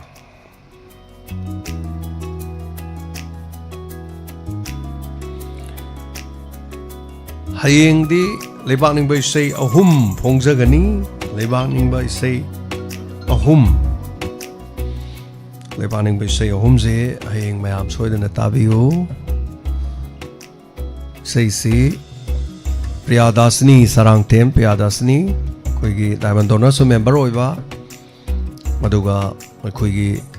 चैनल असि हिंगननबा हाइतारे चलगी थौदांग याम लई हाइबदा हाइमन बथोरोय दोबा संजी खक्की वानते संगुम क्या लई चे सिंह इमा सिंह मैम लई लई बदी को लई दिम मैम से मागी मागी सकलोन अमम लोई लई मागी मागी कैपेबिलिटी हाय तरे मागी मागी तौथोकप ngamba शक्ति हायगद्रा मम लई तोमने हेंदे चावबना वाते थोइबना हेंदे लोई मंगने को माई मागी हाय ताई नत्रा कोई की समना है हंगाम से जो हंगाम की माहौल लई कोबी से कोबी माहौल लई ngada sanga amagi mahom le mai to khoi si yaw mi sing sigi magi tongan magun ma loi le adai chal si ma si koina aina nungsi dana ma machan na ko bana ada corona ngapi gani lan si torok matam do lan si torok as matha jam sa matam ai ta lupa lak ama ni la amaga palising 3 lak ko ngau cheli din ko ma internet sambai ngau chela like internet का याद हमने अधिक करके तो खर खर यार को कहानु दा मारे इंगोंदा इबुंग कनोगे मतेंग हम तो पांगजर के एन हायर के मान हाई की बोवाट नि कोई न काउ दो बाई ताई हदे देना ओ न हाई मतेंग पांगे से यारोय हाइबदे कमाय हाई नि अदुम हाई जो हाई दे मसे पांग के से मराव मंगातनी मरम दे खोइ द काना दे खोइ काना बसी आई खक्तै नते बा आइना सिदे दे युम तरागा मरी मंगा म पूरी ने आइना आइगी युम पुबद नतना अनादर युम तरामरी तराम से पूरी ने अदुनो मदुई मरक तुदा हाई तारे तुमाई तोरेंगे दा वाना इबुं हायगा ऐसे ꯀꯩꯅꯣꯁꯨ ꯑꯣꯏꯕꯅꯦ ꯃꯥꯁꯦꯀꯣ ꯑꯩꯁꯦ ꯑꯁ ꯗꯤꯁꯦꯕꯜ ꯑꯣꯏꯕꯅꯤꯒ ꯍꯥꯏꯕꯒꯤ ꯃꯑꯣꯡ ꯑꯃ ꯇꯧꯔꯦꯕ ꯑꯗ ꯑꯩ ꯋꯥꯈꯜꯗ ꯑꯩꯅ ꯎꯔꯨꯗꯤ ꯃꯥꯒ ꯑꯩꯕꯨ ꯑꯃꯨꯛ ꯈꯪꯅꯖꯗꯕꯅꯤꯅ ꯑꯩꯅ ꯑꯁ ꯀꯩꯅꯣꯅꯦꯅꯦ ꯍꯥꯏꯁꯤꯕꯣ ꯑꯣ ꯅꯍꯥꯟꯋꯥꯏ ꯑꯉꯥꯡ ꯑꯃ ꯁꯣꯝ ꯅꯥꯀꯟꯗꯁꯨ ꯑꯉꯥꯡ ꯑꯃ ꯂꯩꯀꯣ ꯁꯣꯝꯗꯁꯨ ꯑꯉꯥꯡ ꯑꯃ ꯂꯩꯀꯣ ꯑꯩꯈꯣꯏꯒꯤꯗꯤ ꯗꯤꯐ꯭ꯔꯦꯟꯂꯤ ꯑꯦꯕꯜ ꯍꯥꯏꯇꯥꯔꯦꯀꯣ ꯃꯌꯥꯝ ꯈꯔ ꯁꯨꯝ ꯂꯩꯌꯦꯕ ꯑꯩꯁꯨ ꯌꯥꯝꯅꯁꯨ ꯂꯨꯅ ꯇꯧꯒꯜꯂꯦꯕ ꯑꯩꯅ ꯑꯗꯩꯗ ꯃꯈꯣꯏꯒꯨꯝꯕ ꯑꯣꯏꯔꯝꯒꯅꯤ ꯈꯟꯅ ꯑꯁ ꯌꯥꯅꯤꯗ ꯏꯕꯦꯝꯃ ꯑꯗꯨꯗꯤ ꯀꯥꯞꯄꯅꯨ ꯅꯪ ꯄꯩꯁꯥꯗꯣ ꯀꯥꯞꯄꯅꯨ ꯍꯥꯏ ꯉꯁꯥꯏ ꯑꯩꯅ ꯄꯔꯁꯟ ꯋꯤꯠ ꯗꯤꯁꯦꯕꯤꯂꯤꯇꯤ ꯍꯥꯏꯗꯨꯗ ꯁꯨꯝ ꯃꯥꯅ ꯑꯩꯉꯣꯟꯗ lupa sangma ama lising ama sum kapak tu winning ba oda ine kapano nang ge atai na nang sum season azauda keno to yani da hai da man ibung ai thabak macha ma tau je ye na hai re dai adu harak ko dai ha thabak macha am tau ye ba message sang hakani ko phone da mong na te adai ti man lupa lising manga ka pe adu no mitu de kapak ko de still now tha ko dinge dum lising manga tara se dum kapak ko na 2023 de hujo 26 sok se le ko adu isel machan se na ma se isai jo kharga tawe mai sai mu phone gre de no ko mai sai du mayam tabi gre phone ki do aduna hayeng se ma gi birthday ni aduna mayam puno mangna ma gi birthday se mari leina na nungsiraba mukoi gi babana I ba mayek ama haiba tare maming mathaga do hayeng loi lok thok sarage isai si ahum ne isai di chap mana ba mayek lyrics chap mana ba twin ani oine ba hayeng twin ani habadi koi tal da khar khena ba madam Nandini gi sai amana ani subudo adumaina amana machan priada sini na sakani ani mana aina sakani noi sai se hayeng loss tok jagni haibo wafam sini mase akoi gi yam chaw harau ba mani mayam nati kari oin khanbiram no di khangde aduna adom sungai re madugi sakpung ambagi natraga du magi thongna du leitaragadi we are ready to launch we are ready to isai phong muje khoi leiba aduna ekoi ma leibagi aduna madugi thongna du mayam taksarini aduna do madungi sai su leitaraga su mayam adu madu leitaraga su khoi gi thong launa hangdok chei mayam punomang na hairi base masidai machanduga aigi journey amagi matang da wari du tamjarak pai wani thank you so much aduna ise no buje hing tabisi kayamuk amna fazade ge du mayam na dum tabiu fazara dum fazai habiu fazadraga su fazade habiu karim to warau jaroi thank you so much ai mathang kola lokachari hello gulata nungsha nachan biderani ne thawan phauken kairam bidagi ngasi di thawal si am phajana dum hai ko ado ngarang la kaino nahalo online gi program am tawda di pura thawan na hayo bai wani da karmai to no khangdre do budi pare nami to gi thu batare sa thu batare pare adom Wall to bira bani na kari haibi ga dabano kari wapam sanga sigi madam Lakshmi unagi bodo face to face ki am sukimati kana bo ya sukimati nungai dei hai ge to ba thagat ba photo kari sa tuga han athoi bagi mateng pangbiru ba chapiru ba sukimati nungai dei sa mateng am kana pangjei ninga su chacha ninga su saroina khoi mahu chillaga tapi ba sukimati nungai dei sa aduga nan hatak det 11 gi da trong abi gi da mating pang ba chapi gi ni hai bu chu sa choi ngam yaw dana chat po oi biu aduga mo choi ngam yaw dana halak po oi biu sa aduga mai tai nung sa tim na basama kana to bi mating pang bi ni hab da suki matik thaga jari haina haija ge to basa yam nungai ado mai tai nung sa na ti pukchen chaw na basam di pang bi re ado imai bel sing chatpa phangda bangai do gari da tonga laga khoi gi pung 10 makhai 13 da khoi gi kaino gi thobal parking hai tare adai da bus khama legani adai da tongani da sinu pa di tongbi da ba yaring gai nupi ngal toina tongbi ba aduga mafam du da leba gari leita bangai hai tare imphal da leba gi wana te ko imphal do ne center oi bai thamini kharga la pa sing do laga adai da tongbi ba yare aduga amok adum halakpada adumaina tongna na bagini hai tare do aina matha sabadi machan hujiksi kamai toge bu chatkada mi sina mi cham laksala di kamai tog deno jige matha saeba ko aduna bus ta tongala ga adai da ngai leber kanom tog dori ni bus atai di bhara piraga hai tare anyway aduga akhoi gi disable gi paisa lisingam changa tha khuding kap do april tha da kap ka ne ai bu dum kap kidre adu hantak amu simme sida kapa kanena pawam ta jai sa tu hapi ragna ba nolong na haja isa yam nuai je ꯑꯗꯨꯛꯀꯤ ꯃꯇꯤꯛ ꯄꯩꯁꯥ ꯋꯥꯅꯔꯦꯕ ꯁꯥꯔ ꯑꯗꯨꯒꯤ disable ꯃꯌꯥꯝꯁꯤꯡꯁꯦ ꯑꯗꯨꯒꯤ ꯑꯗꯨꯕꯨꯗꯤ ꯅꯨꯡꯉꯥꯏꯔꯦ ꯑꯗꯩꯗ ꯂꯨꯔꯤꯗꯤ ꯍꯥꯄꯛꯇꯕꯗꯨ ꯃꯊꯪꯗ ꯄꯨꯟꯅ ꯑꯗꯨꯝ ꯍꯥꯄꯛꯄ ꯑꯣꯏꯔꯁꯅꯨ ꯀꯣ ꯑꯗꯨ ꯅꯠꯇꯗꯤ ꯀꯔꯤ ꯍꯥꯏꯔꯨꯅꯤ ꯍꯧꯖꯤꯛ ꯆꯠꯅꯤꯡꯕ ꯃꯥꯏꯀꯩ ꯆꯠꯄ ꯐꯪꯗ꯭ꯔꯦ ꯁꯥꯔ ꯄꯥꯡꯅꯤꯡꯕ ꯃꯇꯦꯡꯁꯨ ꯄꯥꯡꯕ ꯐꯪꯗ꯭ꯔꯦ ꯁꯥꯔ ꯁꯤꯅ ꯈꯔ ꯇꯧꯖꯕꯅꯦ ꯁꯥꯔ ꯁꯣꯏꯗꯅ ꯑꯗꯨꯝ ꯐꯪꯉꯛꯄ ꯑꯣꯏꯁꯅꯨ ꯕꯤꯗꯥꯔꯅꯤ ꯀꯣ ꯊꯥꯒꯠꯆꯔꯤ ꯑꯗꯨꯒ ꯑꯃꯨꯛꯀꯁꯨ ꯍꯟꯅ ꯃꯌꯥꯝ ꯄꯨꯝꯅꯃꯛꯀꯣ ꯃꯩꯇꯩ ꯅꯨꯡꯁꯥ ꯃꯌꯥꯝ ꯊꯥꯒꯠꯃꯤꯟꯅꯁꯤ ꯑꯩꯈꯣꯏꯒꯤꯗꯃꯛꯇ ꯄꯥꯎꯁꯤ ꯁꯨꯝ ꯇꯥꯕꯗ ꯃꯩꯇꯩ ꯅꯨꯡꯁꯥꯒꯤ ꯇꯤꯝꯁꯨ ꯑꯩꯈꯣꯏꯒꯤ ꯊꯧꯔꯝꯁꯤ ꯇꯥꯕꯤꯔꯤꯅꯤ ꯑꯗ ꯑꯩꯅ ꯒꯥꯔꯤ ꯂꯩꯇꯕꯒꯤ ꯏꯃꯥ ꯏꯕꯦꯜꯁꯤꯡ ꯒꯥꯔꯤ ꯂꯩꯇꯕꯒꯤ ꯁꯤ ꯇꯥꯔꯤꯅꯤ ꯃꯣꯏꯁꯨ ꯑꯗ ꯇꯤꯝꯅ ꯈꯟꯅꯔꯀꯥꯟꯗ ꯑꯩꯉꯣꯟꯗ ꯃꯣꯏ ꯇꯤꯝꯒꯤ ꯃꯍꯨꯠ ꯁꯤꯟꯕꯤꯔꯀꯥꯟꯗ ꯏꯅꯥꯎ ꯕꯣꯂꯣꯗꯤꯌꯥꯅ ꯄꯥꯎ ꯄꯤꯕꯤꯔꯦ ꯇꯥꯃꯣ ꯀꯃꯥꯏꯅ ꯇꯧꯁꯤꯒꯦ ꯕꯁ ꯑꯃ ꯋꯥꯏꯕ ꯍꯥꯏꯕꯁꯤꯁꯨ ꯄꯩꯁꯥꯗꯤ ꯄꯩꯁꯥꯅꯤ ꯑꯗꯨꯕꯨ ꯀꯌꯥꯝ ꯂꯧꯗꯣꯏꯖꯥꯠꯅꯣ ꯑꯩꯈꯣꯏ ꯃꯩꯇꯩ ꯅꯨꯡꯁꯥꯅ ꯃꯗꯨꯒꯤ ꯊꯧꯗꯥꯡꯗꯨꯃꯇꯪ ꯑꯩꯈꯣꯏ ꯂꯧꯖꯔꯒꯦ ꯍꯥꯏꯗꯅ ꯇꯥꯛꯄꯤꯔꯛꯄ ꯍꯥꯏꯇꯥꯔꯦ ꯑꯗꯨꯅ ꯊꯦꯡꯛ ꯌꯨ ꯁꯣ ꯃꯆ ꯃꯩꯇꯩ ꯅꯨꯡꯁꯥꯒꯤ ꯇꯤꯝ ꯕꯁ ꯑꯃ ꯇꯣꯔꯣꯡ ꯂꯥꯎꯕꯤ ꯆꯠꯄꯒꯤꯗꯃꯛ ꯃꯇꯦꯡ ꯄꯥꯡꯕꯤꯔꯅꯦꯅ ꯍꯥꯏꯔꯛꯄꯁꯦ ꯑꯗꯣ ꯂꯣꯏꯅꯃꯛꯇꯤ ꯑꯩꯈꯣꯏꯅ ꯄꯨꯊꯣꯛꯄ ꯉꯝꯗꯕꯅꯤꯅ ꯁꯤꯟꯕꯤꯔꯛꯂꯤꯕꯁꯦ ꯑꯩꯈꯣꯏꯒꯤꯗꯤ ꯈ꯭ꯋꯥꯏꯗꯒꯤ ꯂꯥꯏꯕꯛ ꯐꯕꯅꯦ ꯑꯗꯨꯅ ꯃꯩꯇꯩ ꯅꯨꯡꯁꯥꯒꯤ ꯇꯤꯝꯕꯨꯁꯨ ꯍꯥꯏꯅꯤꯡꯉꯥꯏ ꯂꯩꯇꯅ ꯊꯥꯒꯠꯆꯔꯤ ꯊꯦꯡꯛ ꯌꯨ ꯁꯣ ꯃꯆ ꯃꯩꯇꯩ ꯅꯨꯡꯁꯥꯒꯤ ꯇꯤꯝ ꯃꯌꯥꯝꯅꯁꯨ ꯈꯨꯕꯥꯛ ꯍꯧꯅ ꯈꯨꯕꯤꯔꯒ ꯃꯩꯇꯩ ꯅꯨꯡꯁꯥꯒꯤ ꯇꯤꯝꯕꯨ ꯑꯦꯄ꯭ꯔꯤꯁꯤꯌꯦꯁꯟ ꯇꯧꯕꯤꯌꯨ ꯃꯔꯝꯗꯤ ꯑꯁꯨꯛ ꯆꯥꯎꯕ ꯃꯇꯦꯡ ꯑꯃ ꯄꯥꯡꯕꯤꯔꯛꯄ ꯍꯥꯏꯕꯁꯦ ꯑꯩꯈꯣꯏꯒꯤꯗꯤ ꯂꯥꯏꯕꯛ ꯐꯕꯅꯤ ꯑꯗꯣ ꯄꯨꯝꯅꯃꯛꯁꯤꯡꯁꯤ ꯃꯥꯏꯕꯦꯜꯁꯤꯡ ꯈꯔꯗ ꯑꯣꯏꯔꯕꯁꯨ ꯃꯗꯨꯗꯁꯨ ꯆꯠꯅꯅꯕꯒꯤ ꯈꯨꯗꯣꯡꯆꯥꯕꯁꯨ ꯂꯧꯃꯤꯟꯅꯁꯤ ꯍꯥꯏꯕꯁꯤꯅꯤ ꯑꯗꯨ ꯕꯁ ꯋꯥꯏꯔꯀꯥꯟꯗ ꯇꯣꯡꯕꯤꯅꯕ ꯀꯅꯥꯝ ꯂꯩꯇꯅ ꯕꯁ ꯃꯊꯟꯇ ꯆꯠꯄ꯭ꯔꯁꯨ ꯈꯪꯗ꯭ꯔꯤ ꯑꯗꯣ ꯌꯦꯡꯃꯤꯟꯅꯔꯁꯤꯀꯣ ꯇꯣꯡꯕ ꯑꯃ ꯍꯦꯟꯕ ꯑꯃ ꯀꯩꯅꯣꯝꯗꯤ ꯇꯧꯗꯣꯔꯦ ꯁꯝꯊꯤꯡ ꯍꯥꯏꯇꯥꯔꯦ ꯑꯗꯨꯕꯨ ꯑꯃ ꯑꯣꯏꯔꯦ ꯍꯣꯠꯅꯃꯤꯟꯅꯔꯁꯤ ꯄꯨꯝꯅꯃꯛ ꯍꯥꯟꯅ ꯕꯁꯇ ꯇꯣꯡꯒꯗꯕ ꯀꯥꯡꯕꯨꯁꯤꯡꯗꯣ ꯑꯗꯨꯝ ꯗꯣꯅꯔ ꯀꯥꯡꯕꯨꯁꯨ ꯀꯔꯤꯁꯨ ꯑꯗꯨꯝ ꯗꯣꯅꯔꯗ ꯑꯩꯈꯣꯏ ꯆꯠꯂꯅꯤ ꯈꯣꯠꯂꯅꯤꯅ ꯇꯤꯝ ꯈꯔ ꯁꯥꯕꯤꯔꯣ ꯍꯥꯏꯕ ꯋꯥꯐꯝꯁꯤ ꯊꯝꯖꯔꯤ ꯃꯊꯪ ꯀꯣꯂꯔ ꯂꯧꯈꯠꯆꯔꯤ ꯍꯜꯂꯣ ꯍꯜꯂꯣ ꯃꯤꯡꯒ ꯂꯩꯐꯝꯒ ꯍꯥꯏꯕꯤꯌꯨ ꯅꯦꯜꯁꯟ ꯍꯩꯉꯥꯡꯗꯒꯤꯅꯦ ꯅꯦꯜꯁꯟ ꯇꯥꯛꯄꯤꯌꯨ ꯀꯩꯅꯣꯅꯤꯅ ꯍꯧꯖꯤꯛꯀꯤ ꯑꯃ ꯃꯃꯥꯡꯒꯤ ꯀꯣꯂꯔ ꯃꯔꯤ ꯃꯉꯥꯒꯤ ꯃꯃꯥꯡꯗ ꯑꯃ ꯀꯩꯅꯣꯒꯤ ꯃꯩꯒꯤ ꯃꯤꯇꯔꯒꯤꯅ ꯍꯥꯏꯈꯤꯕꯗꯣ ꯑꯗꯨꯗꯣ ꯑꯩꯁꯨ ꯉꯁꯥꯏ ꯊꯦꯡꯅꯩꯌꯦꯕ ꯑꯃ ꯑꯩꯈꯣꯏꯒꯤ all Manipur electric consumer hana ahan amana sum wari tawba haigatra wari liba haigatra adu jo hafet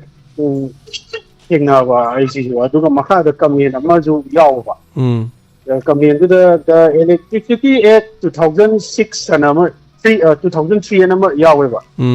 adu ga review 2026 anama yaweba adu masagi eno tawdana ayaba yawdana yumdugi consumer dugi ai kaigumba pochina ya da pot oirabudi sindokpa khotokpadi ya ina tati ya na pot sindokpadi ya de na admaina comment ama kara mai logi kara haiga mi ra khangda ba ma yawba admaina do ai ju am kumna di khangbana te address som ai ji som min charing ai ji da na phone je tang to ga adugi akhangba yawga di atai adum keno da tamogi ji da phone to gira ga yawga di phongtok piyo na ai de som ajani kwa hoi Nelson ngasai khabar da su khara di yawi maram khara se do mase consumer gi hujiki leriba moigi team duna hai tare consumer gi suma haibani all Manipur Power Consumer Association haibani Power Consumer Association thamakpa adugi wafam duda thamai basi konthok jam secretary Sanatom bana hairak po wafam ni ko masi mana hairak po wafam duda consumer ki khazna si classic hall da pangthokiba public hearing the state asigi power consumer thengnari ba khudongcha daba kaya maroin state asigi power company consumer sing da hana ya dunu leriba prepaid meter ki mahuta smart meter pansilakpadi thengnari ba irregularity kaya gi matang da wafam kya phangla dunu man wafam hai ki aduga association ki makai digi chief minister aduga chief secretary Manipur gi electricity regulatory commission gi chairman ai ba chiron pisan dona taksan gre haiba wafam aduga atai khara de electric smart meter si sale hena lowre haibagi yaning da phongdokpa consumer singna mayum da pan smart meter sing puthologa thugai be ye khaiba social media da uba phangba duga smart meter si mobile application ama hablaga consumer singna season han bani hari hojik matam da na ha oriba kaya amana mobile app sing season aba heiraga so haloiba kaya di mobile phone pai daba application karino khangdaba kaya amaso leri aduna smart meter si amuke hena khudong cha daba mayong na hale aduna handak ta pangthokiba duna commission da hojik oriba si state ki tholiba irang aduga ching tam animak ta khudong cha daba mayong na ringa de semelo de yam chauna sothari basi yenglaga power gi tari basi hanagi mamangi chahida leibado dum leina ba hengat pidana ba wafam taksali haiba wafam sini aduga unit चामदा लौरमसी लुपा मंगागा पैसा तरानी अदो company review तौबियो हाइना सेनफम अहानबदा चामगा लुपा चामदा लौरिसी लुपा मंगागा दशमिक यांखै तरुकनी हारी हुजी हेंकलकपा चांगची unit अमदा दुगा चाम लौरमदु चामगा लौरमदुदगी यूनिट मंगागा दशमिक मरफु दरागा मंगा हाइदि 95 रिवाइज तौनबा हाइरबनिना लुपा तरुक का पैसा निफु मापने हारी हुजिकसे अदन यूनिट चनीददी मथंता यूनिट अमदा लुपा तरुक का पैसा हुंद्रांगा लौरमदो लुपा तरेट का पैसा हुंद्रा तरुक हेंगतनबा प्रपोज तौरखिबनी हारी अदन पुनमक्सी लैतलायर थलबा सेन खोंगटपगी मत स्टेट गवर्नमेंट अमद सेंट्रल गवर्नमेंट सब्सिडी ग्रांट सिंग लौरगा मियामगी अवाबद मतेंग पांबियु हाइबा वाफमदि फोंदोखरे अइना ngasai makupti amapum oina di pigidaba pausi ko yaubudi ngasi pongnafamgi paududi yaubune makhagi sarukta muktang di sum yengbiu maramdi object se chumme habiri bese ko akoi yumthong khoding da mayong no godoi mobile smartphone de application sina budu mobile leitaba season abai tabi yum do komai tawduino aduna sel du madu hengali badu khar sauna hengale habese consumer association hairi aduna madu karino subsidy torokanda lengang karino kano khari yengbiu haibagi che de pigre hairi result ding ai tare ko jensen taga chari nelson torom sorga biro ko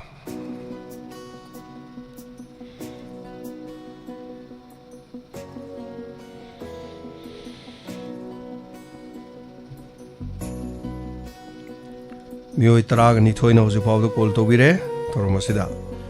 aduga live session da mioi samga ga nifu ga nipan khoi family members sing adum toini yengbi ba sing lebire yam nungaise thorom sida mapung phan biri ba yeng biri ba ta biri ba sing hai tare thorom sidi yam special oiba thorom ama haijaba dai aikhoi khoi gi pungning da leiba wafam sing ado khana nei na ba puthok pa du kana gumba gi hai tare mi gi nungai tena ba wa ngang da ba duga aikhoi masen pungning loksing oiba ya ba gi adu mangak tani ngasi gi thorom thi ga biri ba sing pungning gi warol where hearts speak without words hai tare thamoina wahi yaudana phongdok pa masa mathanda khangjaba pungning gi warol Hello, minga mo delay from Highview. Hello. Minga mo delay from Highview. Ipa. Oh, ay ukhongsang dagi ima sudani ne. Highview kari wapam thamining ba. Oh, hello. Asai gi ne face to face ta koi gi hat na bai do. Oh. Adu asai gi thabak sin na ga di doctor na Aspirin haibra kaino guli ma haiki bido aspirin haiba aspirin oh adu heta saba ya bro nate adu di naba horokpa lektha bokotpa horokpa dai du da tawdo wani adu yam toina sabi gano doctor tanabi hairam mani ko oh ai di adu chara ga wa ba na ba khang leidong nate ba adu di ngahak tangi thabak si yam nare adu ge ta khang am da na thabak si nakan si narak taraga di clotting torokpa hai tare koi easy mana doctor na takpiram madu heart attack to busi makhan ani sui hai ba ko heart to koi na seli ba easy utong je ani ne ba amana e ngak ta pu ba amana oxygen yaroga pu ba hai tare aduna e du amana e du chelak tama tam da block torokan du da na ba du toroko dei ne ba adu bu ngasai gi ani je amana ba hogre de ani mak to amato ina punjan gi bu ya hai ba aduna kari gumban narak pa taraga dinga haktangi upai leina na ba yam nare akan haibido adoradi aspirin nama sabi ye haba aspirin nama saragadi aspirin haibu guli si matam hendok khidaba guli yaradi dum yum da table da thambiu chathok pudu bag taga hapiu haibi wari ni da arthadi mana de dumakti hairam banate aina sum pajaba kanda aspirin je aina sep toroga thamme ba aduna ne aina ngasai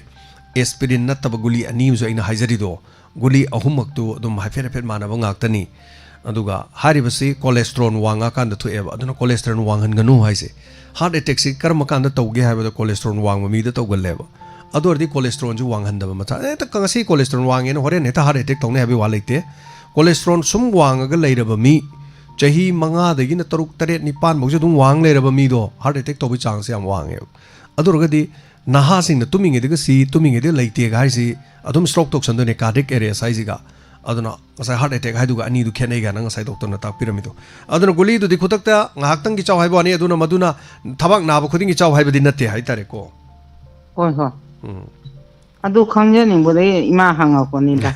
doctor din natte idea du bo doctor chakhra kan da doctor leiter kan ngon den hangbire adu bo ai ju tajo ho bani nei ma ai amona ꯌꯦꯡꯉꯤ ꯑꯗꯨꯒ ꯑꯩꯅ ꯍꯦꯛ ꯀꯤꯖꯕꯁꯦ ꯀꯩꯅꯣ ꯍꯥꯏꯇꯥꯔꯒꯗꯤ number 1 ꯑꯩꯅ ꯈ꯭ꯋꯥꯏ ꯀꯤꯕꯁꯦ heart attack ꯑꯩ ꯀꯤꯕꯁꯦ ꯀꯤꯌꯦꯗꯤ ꯑꯩ ꯍꯦꯛꯇ ꯍꯥꯔꯠ ꯑꯦꯇꯦꯛꯇ ꯁꯤꯅꯤ ꯍꯥꯏꯕ ꯅꯠꯇꯦ ꯍꯥꯔꯠ ꯑꯦꯇꯦꯛ ꯇꯧꯔꯗꯤ ꯑꯩ ꯀꯩꯗꯧꯅꯤ ꯍꯥꯏꯁꯦ ꯑꯩꯈꯣꯏ ꯆꯦꯛꯁꯤꯟꯗ ꯌꯥꯗꯦꯕ ꯑꯩ ꯑꯦꯛꯁꯤꯗꯦꯟ ꯊꯣꯛꯑꯦ ꯏ ꯊꯣꯛꯑꯦ ꯈꯣꯡ ꯈꯨꯠꯁꯤ ꯀꯥꯏꯔꯦ ꯈꯣꯠꯂꯦ ꯍꯥꯏꯔꯗꯤ ꯍꯣꯁꯄꯤꯇꯥꯜ ꯆꯠꯅꯤ ꯍꯥꯏꯁꯤꯗꯤ ꯈꯪꯉꯦꯕ ꯑꯗꯨꯕꯨ ꯑꯩꯅ ꯌꯨꯝꯗ ꯂꯩꯔꯤꯉꯩꯗ ꯑꯍꯤꯡ ꯇꯨꯝꯃꯤꯉꯩꯗ ꯍꯥꯔꯠ ꯑꯦꯇꯦꯛ ꯇꯧꯔꯦꯅ ꯈꯜꯂꯣ ꯑꯩ ꯍꯥꯔꯠ ꯑꯦꯇꯦꯛ ꯇꯧꯔꯒꯗꯤ ꯑꯩ ꯀꯔꯤ ꯈꯣꯡꯊꯥꯡ ꯂꯧꯈꯠꯀꯅꯤ ꯅꯠꯇ꯭ꯔꯥ ꯁꯤꯅꯦꯕ ꯌꯥꯝ ꯂꯨꯔꯤꯁꯦ ꯑꯗꯨ ꯕꯤ ꯄꯤ ꯁ꯭ꯇ꯭ꯔꯣꯛ ꯇꯧꯔꯗꯤ ꯑꯩ ꯀꯔꯤ ꯇꯧꯅꯤ ꯍꯥꯏꯕꯗꯣ ꯉꯁꯤ ꯕꯤ ꯄꯤ ꯁ꯭ꯇ꯭ꯔꯣꯛ ꯇꯧꯔꯒꯗꯤ ꯃꯤꯗꯣ ꯂꯣꯡꯊꯣꯛꯑ ꯊꯝꯒꯅꯨ ꯅꯠꯇ꯭ꯔꯥ ꯑꯗꯒꯤ ꯃꯤꯗꯨ ꯆꯦꯞꯄꯒ ꯊꯝꯕꯤꯌꯨ ꯆꯦꯞꯄ ꯍꯥꯏꯁꯦ ꯁꯤꯒꯤ ꯈꯨꯠꯁꯤꯅ ꯀꯣꯟ ꯁꯣꯝ ꯅꯥꯀꯟꯗ ꯁꯨꯃꯥꯏꯅ ꯄꯥꯏꯕꯤꯌꯨ ꯁꯤꯅ ꯈꯨꯠ ꯁꯨꯃꯥꯏꯅ ꯇꯤꯡꯊꯣꯛꯄꯤꯌꯨ ꯑꯗꯨꯒ ꯌꯦꯠ ꯊꯪꯕ ꯈꯣꯡꯗꯨꯅ ꯇꯪꯈꯥꯏ ꯑꯃ ꯁꯨꯃꯥꯏꯅ ꯀꯣꯡꯈꯠꯂ ꯊꯝꯃꯨ ꯍꯥꯏꯕ ꯉꯁꯥꯏ ꯄꯣꯖꯤꯁꯟꯒ ꯃꯌꯥꯝ ꯇꯥꯛꯏꯗꯅꯀꯣ ꯗꯣꯛꯇꯔꯅ ꯇꯥꯛꯄꯗꯣ ꯄꯣꯖꯤꯁꯟꯗꯣ ꯁꯤꯗ ꯌꯥꯎꯔꯝꯒꯅꯤ ꯑꯗꯨꯅ ꯑꯗꯨꯒꯨꯝꯕ ꯄꯣꯖꯤꯁꯟꯗꯨꯗ ꯂꯩꯕꯤꯌꯨ ꯍꯥꯏꯕ ꯔꯤꯀꯣꯕꯔꯤ ꯄꯣꯖꯤꯁꯟ ꯀꯧꯋꯦꯕ ꯑꯗꯨꯅ ꯑꯦꯛꯁꯤꯗꯦꯟ ꯊꯣꯛꯄ ꯃꯤꯗꯨꯁꯨ ꯒꯥꯔꯤꯗ ꯄꯨꯒꯦ ꯍꯥꯏꯔꯗꯤ ꯁꯤꯒꯨꯝꯕ ꯐꯤꯕꯝꯗꯨ ꯄꯨꯕꯤꯌꯨ ꯑꯗꯨꯒ ꯑꯦꯅꯤ ꯋꯥꯟꯊꯔꯕ ꯑꯟꯀonscious ꯑꯣꯏꯔꯕ ꯃꯤ ꯏꯁꯤꯡꯗ ꯇꯥꯕ ꯃꯤ ꯑꯗꯨ ꯐꯥꯎꯕꯗ ꯁꯤꯒꯨꯝꯕ ꯐꯤꯕꯝꯗ ꯄꯨꯕꯤꯌꯨ ꯃꯁꯤꯅ ꯁꯣꯔ ꯍꯣꯜꯂꯛꯄ ꯌꯥꯕꯒꯤ ꯆꯥꯟꯁ ꯌꯥꯝ ꯂꯩ ꯈꯧꯔꯤꯗ ꯐꯨꯟꯖꯟꯗꯕ ꯍꯥꯏꯇꯥꯔꯦꯀꯣ ꯑꯗꯨꯅ ꯔꯤꯀꯣꯕꯔꯤ ꯄꯣꯖꯤꯁꯟ ꯀꯧꯋꯦꯕ ꯁꯤꯒꯤ ꯄꯣꯖꯤꯁꯟꯁꯦ ꯍꯜꯂꯣ ꯍꯜꯂꯣ ꯃꯤꯡꯒ ꯂꯩꯐꯝꯒ ꯍꯥꯏꯕꯤꯌꯨ ꯑꯍꯥꯟꯕꯗ ꯁꯥꯔꯕꯨ ꯏꯀꯥꯏ ꯈꯨꯝꯅꯕ ꯎꯆꯔꯤ ꯑꯩ ꯌꯥꯏꯄꯣꯛ ꯇꯣꯞꯇꯒꯤ ꯃꯅꯤꯁꯪ ꯀꯧꯋꯦ ꯁꯥꯔ ꯇꯥꯛꯄꯤꯌꯨ ꯀꯔꯤ ꯍꯥꯏꯕꯤꯅꯤꯡꯉꯤ ꯁꯥꯔꯒꯤ ꯉꯁꯤꯒꯤ ꯐꯦꯁ ꯇꯨ ꯐꯦꯁꯀꯤ ꯂꯛꯁꯃꯤ ꯗꯥꯛꯇꯔ ꯂꯛꯁꯃꯤ ꯎꯅꯕꯗꯨ ꯌꯥꯝ ꯇꯥꯕ ꯅꯨꯡꯉꯥꯏꯌꯦ ꯑꯗꯨꯒ ꯑꯩꯈꯣꯏꯒꯤ ꯁꯣꯝꯗ ꯀꯩꯅꯣ ꯀꯣꯏꯅ ꯆꯠꯄꯒꯤ ꯂꯥꯛꯀꯅꯤ ꯍꯥꯏꯕꯗꯣ ꯁꯥꯔ ꯑꯩꯈꯣꯏ ꯃꯤ ꯑꯗꯨꯝ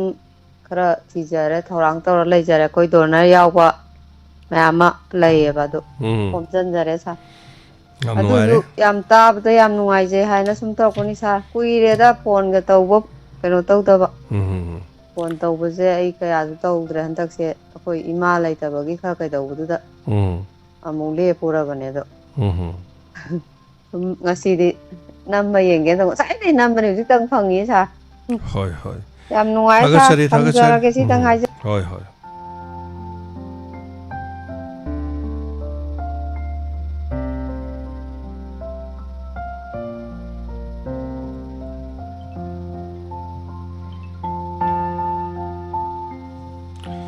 Hello. Hello.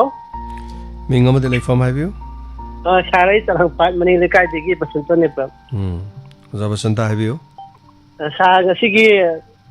doctor unabada tabada yam nungai jai. Aduga khoi da ju yamna kari haitar hat nung nabagi maramda khoi da khaga khagan bibadu khoi na ju kari haitar nga nga ki kaino to bodu dum khara ding am gadran khanjai. Adi aduga amana ꯑꯩꯈꯣꯏꯒꯤ ꯁꯥꯔꯅ ꯅꯣꯡꯃ ꯑꯩꯈꯣꯏꯒꯤ ꯌꯨꯝꯁꯥꯔꯣꯟꯒꯤ face two face ꯎꯅꯅꯤ ꯍꯥꯏꯕꯗꯣ ꯁꯥꯔ ꯑꯗꯨꯗꯣ ꯎꯅꯕꯤꯈ꯭ꯔꯕꯣ ꯌꯨꯝꯁꯥꯔꯣꯟꯗꯤ ꯑꯩ ꯍꯥꯏꯖꯈꯤꯗꯦ ꯀꯩꯅꯣ ꯍꯥꯎꯁꯤꯡꯔꯣꯟꯒꯤ ꯍꯥꯏꯕꯗꯣ ꯍꯥꯎꯁꯤꯡꯔꯣꯟꯒꯤ ꯍꯥꯏꯕ ꯑꯗꯨꯗꯤ ꯎꯅꯗ꯭ꯔꯤ ꯈꯨꯗꯣꯡ ꯆꯥꯗꯕ ꯈꯔꯗꯤ ꯌꯩꯊꯣꯛ ꯏꯁꯤꯟ ꯇꯧ ꯂꯩꯔꯤꯀꯣ ꯑꯗꯨꯒ ꯃꯇꯝ ꯂꯥꯛꯑꯀꯥꯟꯗ ꯁꯣꯏꯗꯅ ꯑꯗꯨꯝ ꯎꯅꯅꯕ ꯑꯗꯨꯝ ꯂꯩꯔꯤ ꯍꯧꯖꯤꯛꯇꯤ ꯌꯨꯝ ꯀꯔꯤ ꯌꯦꯁ ꯍꯥꯏꯕꯅ YES ꯌꯦꯁ ꯑꯦꯞ ꯑꯅ ꯑꯃ ꯂꯩꯕ ꯌꯦꯁ ꯑꯦꯞꯇꯨ ꯗꯥꯎꯟꯂꯣꯗ ꯇꯧꯕꯤꯔꯒꯗꯤ ꯑꯦꯞꯇꯨꯗꯁꯨ ꯌꯨꯝ ꯁꯥꯕꯒꯤ ꯈꯣꯠꯄꯒꯤ ꯂꯣꯟ ꯑꯗꯨꯒ ꯀꯔꯤ ꯀꯔꯤ ꯊꯦꯡꯅꯩ ꯃꯌꯥꯝ ꯆꯪꯉꯒꯗꯤ ꯌꯦꯡꯕꯤꯌꯨ ꯔꯤꯛꯁꯇꯤ ꯑꯗꯨꯝ ꯏꯁꯥ ꯏꯁꯥꯒꯤꯅꯤ ꯍꯥꯏꯇꯥꯔꯦ ꯑꯗꯨꯝ ꯌꯥꯎꯕꯅꯤ ꯌꯦꯁ YES ꯌꯦꯁ ꯑꯦꯞ ꯍꯥꯏꯕ APP ꯑꯦꯞ ꯑꯅ ꯗꯥꯎꯟꯂꯣꯗ ꯇꯧꯕꯤꯌꯨ ꯑꯗꯨꯒ ꯏꯟꯐꯣꯔꯃꯦꯁꯟꯁꯨ ꯑꯗꯨꯝ ꯂꯧꯕ ꯌꯥꯕ ꯂꯩꯕꯅꯤ ꯑꯅꯧꯕꯁꯨ ꯂꯩꯕꯅꯤꯀꯣ ꯌꯨꯝꯒ ꯌꯥꯝ ꯁꯥꯟꯅꯔꯦ ꯍꯥꯏ ꯑꯩꯈꯣꯏ ꯁꯨꯔꯖꯤꯠ ꯁꯥꯏꯈꯣꯝꯅꯒ ꯑꯦꯗꯚꯔꯇꯤꯁꯃꯦꯟꯒ ꯌꯥꯝ ꯇꯧꯕꯅꯦ ꯑꯣꯖꯥ ꯕꯁꯟꯇ ꯑꯗꯨ ꯂꯣꯏꯕꯤꯔꯕ꯭ꯔꯥ ꯁꯤꯅ ꯑꯇꯣꯞꯄ ꯀꯔꯤ ꯍꯥꯏꯕꯤꯅꯤꯡꯉꯤ ꯀꯩꯅꯣꯝꯇꯒ ꯍꯥꯏꯖꯧꯒꯦ ꯍꯥꯏꯕꯤꯌꯨ ꯑꯗꯨꯒ ꯑꯩꯈꯣꯏ ꯁꯥꯔꯒꯤ ꯄ꯭ꯔꯣꯒ꯭ꯔꯥꯝꯁꯦ ꯑꯩꯈꯣই ꯑꯗꯨꯝ ꯐꯖꯅ ꯑꯗꯨꯝ ꯇꯥꯖꯔꯤ ꯌꯥꯝꯅ ꯑꯩꯈꯣꯏ ꯇꯣꯏꯅ ꯐꯣꯟ ꯇꯧꯕꯗꯤ ꯋꯥ ꯉꯥꯡꯕ ꯍꯩꯇꯕꯅꯤꯅ ꯇꯧꯖꯗꯦ ꯇꯣꯏꯅ ꯇꯧꯕ ꯀꯥꯟꯅꯗꯦ ꯈꯔ ꯈꯔ ꯇꯥꯡ ꯇꯧꯔ ꯂꯣꯏꯔꯦꯗ ꯇꯣꯏꯅ ꯇꯧꯔꯁꯨ ꯇꯥꯃꯜꯂꯁꯨ ꯅꯨꯡꯉꯥꯏꯇꯦꯕ ꯑꯗꯒꯤ ꯁꯥꯔ ꯑꯃꯅꯀꯣ ꯁꯥꯔꯅ ꯏꯁꯄꯦꯛ ꯇꯌꯥꯏ ꯂꯣꯏꯔꯒ ꯑꯩꯈꯣꯏꯒꯤ ꯇꯨꯝꯕꯒꯤ ꯃꯍꯨꯠꯇ ꯑꯩ ꯕꯣꯜ ꯉꯁꯤꯗꯤ ꯕꯣꯜ ꯐꯥꯏꯅꯦꯜ ꯂꯩ ꯍꯥꯏꯕꯗꯨ ꯅꯨꯄꯤ ꯑꯉꯥꯡꯅ ꯌꯥꯝ ꯁꯥꯎꯋꯦ ꯉꯥꯏꯍꯥꯛ ꯉꯥꯏꯍꯥꯛ ꯄꯣꯊꯥꯗꯦ ꯁꯤꯕ ꯇꯥꯔꯦꯅ ꯕꯣꯜ ꯌꯦꯡꯉꯤꯅꯤ ꯕꯣꯜꯗꯨ ꯌꯦꯡꯉ ꯎꯏꯔ ꯌꯦꯡꯉꯤꯅꯤꯗ ꯍꯣꯏ ꯃꯣꯏꯅ ꯇꯨꯝꯍꯟꯅꯤꯡꯕ ꯁꯨꯛꯇꯨꯝ ꯇꯨꯝꯗ꯭ꯔꯗꯤ ꯃꯤꯁꯦ ꯁꯣꯏ ꯅꯥꯔꯛꯑꯅꯤ ꯑꯃ ꯅꯥꯒꯟꯕꯅꯤꯅ ꯀꯥꯏꯁꯦ ꯃꯣꯏ ꯄꯣꯏ ꯍꯥꯏꯕ ꯑꯉꯥꯡꯈꯩꯅ ꯃꯥꯅꯦ ꯑꯗꯣ ꯕꯣꯜꯗꯨ ꯌꯥꯝ ꯇꯣꯏꯅ ꯇꯧꯕ ꯕꯣꯜ ꯅꯠꯇꯦꯗ ꯌꯥꯝ ꯇꯥꯡꯕ ꯌꯨꯔꯣꯄꯤꯌꯥꯟꯒꯤ ꯍꯧꯖꯤꯛ ꯕꯣꯜꯗꯨ ꯂꯩꯕ ꯉꯔꯥꯡꯁꯨ ꯁꯦꯃꯤꯐꯥꯏꯅꯦꯜ ꯂꯩꯕ ꯑꯗꯣ ꯁꯦꯃꯤꯐꯥꯏꯅꯦꯜꯗꯨ ꯇꯌꯥꯏ ꯁꯥꯟꯅꯔꯤꯉꯩꯗ ꯇꯪꯈꯥꯏ ꯑꯃ ꯍꯧꯈ꯭ꯔꯕꯅꯤ ꯑꯗꯣ ꯇꯌꯥꯏ ꯂꯣꯏꯔꯛꯄꯗꯩ ꯇꯪꯈꯥꯏ ꯑꯃꯗꯤ ꯅꯪꯉꯦ ꯑꯗꯨ ꯃꯣꯏꯅꯗꯤ ꯄꯣꯊꯥꯍꯟꯅꯤꯡꯉꯦ ꯕꯣꯜ ꯑꯃꯨꯛ ꯌꯦꯡꯉꯤꯅꯦ ꯑꯩ ꯇꯧꯔꯤ ꯊꯕꯛꯁꯦ ꯇꯌꯥꯏ ꯂꯣꯏꯔ ꯕꯣꯜ ꯑꯃꯨꯛ ꯊꯕꯛꯁꯤ ꯌꯥꯝ ꯀꯟꯒꯔꯦ ꯑꯗꯣ ꯃꯔꯛ ꯑꯃ ꯏꯁꯄꯦꯛꯇ ꯌꯥꯏ ꯂꯥꯛꯇꯕꯗꯣ ꯃꯌꯥꯝꯁꯤ ꯇꯥꯕ ꯃꯇꯝꯗ ꯑꯃ ꯈꯪꯗ ꯑꯋꯥꯕ ꯑꯃ ꯑꯣꯏ ꯍꯣꯏ ꯑꯩꯈꯣꯏ ꯇꯧꯔꯤꯁꯤ ꯐꯣꯟꯗ ꯑꯅꯤꯔꯛ ꯍꯟꯅ ꯑꯃꯨꯛ ꯇꯥꯅꯤ ꯁꯥꯔ ꯐꯣꯟꯗ ꯇꯥꯕꯅ ꯐꯩ ꯐꯣꯟꯗ ꯇꯥꯕꯅ ꯐꯩ ꯍꯥꯏꯕꯗꯣ ꯃꯥꯅꯤ ꯐꯣꯟꯗ ꯔꯦꯗꯤꯑꯣꯗ ꯀꯣꯟꯅ ꯑꯃꯨꯛ ꯇꯥꯕ ꯐꯣꯟꯗ ꯇꯥꯕꯅ ꯍꯣꯏ ꯍꯣꯏ ꯊꯥꯒꯠꯆꯔꯤ ꯑꯣꯖꯥ ꯕꯁꯟ ꯐꯣꯟꯗ ꯇꯥꯕꯅ ꯂꯨꯄꯥ ꯑꯃꯅꯤ ꯍꯦꯛ ꯐꯪꯕ ꯍꯦꯛ ꯅꯨꯡꯉꯥꯏꯖꯕꯗꯨꯅꯤꯗ ꯑꯇꯩ ꯑꯇꯩ ꯋꯥꯅꯤ ꯑꯗꯨ ꯃꯌꯥꯝꯅ ꯁꯞꯄꯣꯔꯠ ꯇꯧꯕꯤꯕꯅꯤꯅꯀꯣ ꯌꯥꯝ ꯅꯨꯡꯉꯥꯏꯖꯩ ꯑꯩꯈꯣꯏ ꯁꯨꯃꯥꯏꯅ ꯇꯧꯗꯅ ꯈꯔ ꯈꯔ ꯁꯤꯅ ꯇꯦꯛ ꯇꯦꯛ ꯇꯦꯛ ꯐꯪꯖꯔꯤꯕꯅꯤ ꯍꯤꯡꯖꯔꯤꯕꯅꯤ ꯃꯌꯥꯝ ꯁꯤꯅ ꯉꯝꯖꯔꯤꯕꯅꯤ ꯃꯇꯦꯡ ꯄꯥꯡꯕ ꯃꯌꯥꯝ ꯊꯥꯒꯠꯆꯔꯤ ꯑꯣꯖꯥ ꯕꯁꯟꯇ ꯊꯦꯡꯛ ꯌꯨ ꯁꯣ ꯃꯆ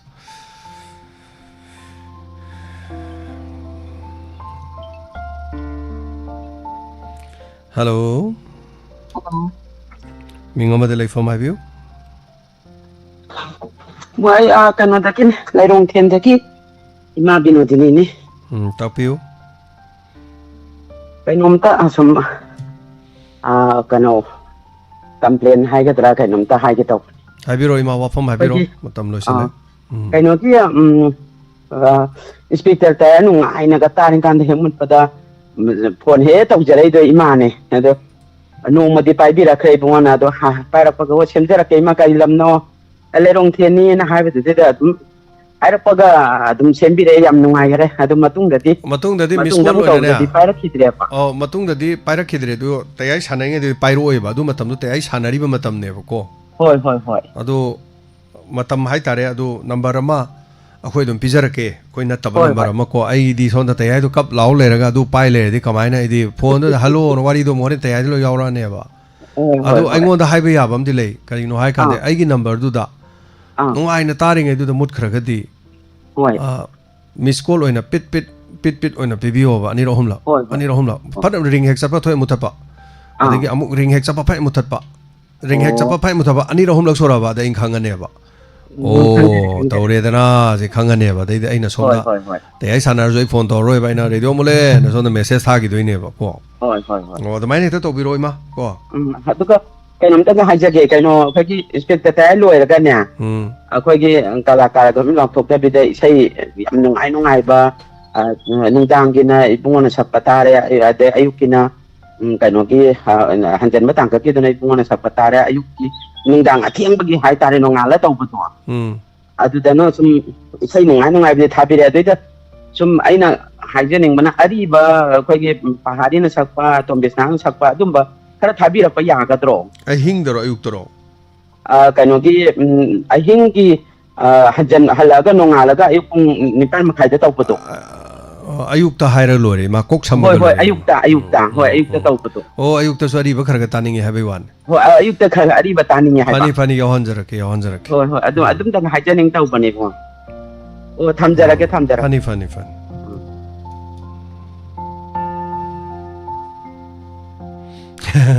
ꯉꯔꯥꯡ ꯀꯣꯂꯔ ꯑꯃꯅ ꯍꯥꯏꯈꯤꯕꯗꯣ ꯃꯗꯨ ꯍꯥꯏꯕ ꯍꯧꯅꯗꯦꯀꯣ ꯃꯗꯨ ꯍꯥꯏꯕ ꯌꯥꯕ ꯋꯥ ꯅꯠꯇꯦ ꯀꯣꯂꯔ ꯑꯃꯅ ꯉꯔꯥꯡ ꯍꯥꯏꯕꯗꯣ ꯏꯁꯩꯅꯦꯅ ꯑꯇꯞꯄ ꯉꯥꯛꯇ ꯇꯥꯅꯤꯡꯗꯕ ꯏꯁꯩ ꯉꯥꯛꯇ ꯈꯜꯂꯤꯅꯦꯅ ꯑꯩ ꯑꯔꯥꯡꯕ ꯑꯝꯇ ꯈꯟꯒꯦ ꯍꯥꯏꯌꯦꯕꯀꯣ ꯃꯗꯨ ꯍꯥꯏꯕ ꯌꯥꯗꯦ ꯑꯗꯨꯃꯥꯏꯅ ꯍꯥꯏꯔꯣꯏꯗꯕꯅꯤ ꯑꯩ ꯂꯩꯌꯦꯕꯀꯣ ꯑꯩ ꯏꯔꯨꯖꯒꯦ ꯇꯧꯔꯤꯕ ꯑꯩꯅ ꯎꯏ ꯀꯣꯅꯥꯅꯣ ꯀꯣꯟ ꯇꯧꯔꯤꯁꯤꯕꯨ ꯑꯣꯂꯦꯅ ꯇꯧꯕ ꯄ꯭ꯔꯣꯒꯥꯝꯗ ꯑꯣꯏꯔ ꯃꯥꯜꯂꯦ ꯏꯁꯩ ꯈꯜꯂꯤꯅꯦꯅ ꯑꯇꯞꯄ ꯉꯥꯛꯇ ꯇꯥꯅꯤꯡꯗꯕ ꯉꯥꯛꯇ ꯑꯩ ꯑꯃꯇ ꯈꯟꯖꯒꯦ ꯅꯨꯡꯉꯥꯏꯕ ꯑꯝꯇ ꯈꯟꯖꯒꯦ ꯑꯩ ꯆꯥꯛꯁꯨ ꯆꯥꯖꯔꯤꯌꯦ ꯇꯧꯋꯦꯕꯀꯣ ꯑꯗꯣ ꯑꯗꯨꯃꯥꯏꯅ ꯍꯥꯏꯕ ꯌꯥꯗꯦꯕ ꯃꯌꯥꯝ ꯏꯁꯩꯁꯨ ꯈꯟꯕꯤꯔꯦ ꯑꯗꯣ ꯉꯁꯥꯏꯗꯒꯤ ꯈꯜꯂꯤꯕ ꯏꯁꯩꯁꯤꯡꯁꯦ ꯂꯣꯏꯅ ꯇꯞꯄꯤ ꯑꯗꯣ ꯑꯩ ꯑꯔꯥꯡꯕ ꯑꯃꯅ ꯈꯟꯖꯔꯛꯀꯦ ꯃꯨꯠꯁꯦ ꯈꯤꯇꯪ ꯅꯨꯡꯉꯥꯏꯊꯣꯛꯀꯦ ꯀꯥꯏꯅ ꯍꯥꯏꯔꯗꯤ ꯐꯩꯗꯅꯀꯣ ꯑꯗꯨ ꯍꯦꯛ ꯅꯠꯇꯕ ꯃꯤ ꯍꯦꯛꯇ ꯃꯤꯒꯤ ꯏꯁꯩꯗꯨ ꯃꯌꯥꯝ ꯄꯨꯝꯅꯃꯛꯇꯨ ꯃꯤꯁꯨ ꯄꯥꯝꯃꯦ ꯇꯥꯖꯔꯤꯕꯅꯤ ꯅꯠꯇ꯭ꯔꯥ ꯑꯗꯨ ꯍꯦꯛ ꯇꯥꯕꯗꯨ ꯅꯥꯀꯟꯗꯨꯗꯤ ꯀꯣꯂꯔꯗꯨꯅ ꯍꯥꯏꯔꯛꯄꯅꯦ ꯍꯜꯂꯣ ꯏꯁꯩ ꯑꯝꯇ ꯈꯟꯖꯒꯦ ꯏꯁꯩ ꯈꯜꯂꯤꯅꯦꯅ ꯇꯥꯅꯤꯡꯗꯕ ꯉꯥꯛꯇ ꯑꯇꯥꯞꯄ ꯉꯥꯛꯇ ꯑꯔꯥꯡꯕ ꯑꯝꯇ ꯈꯟꯖꯒꯦ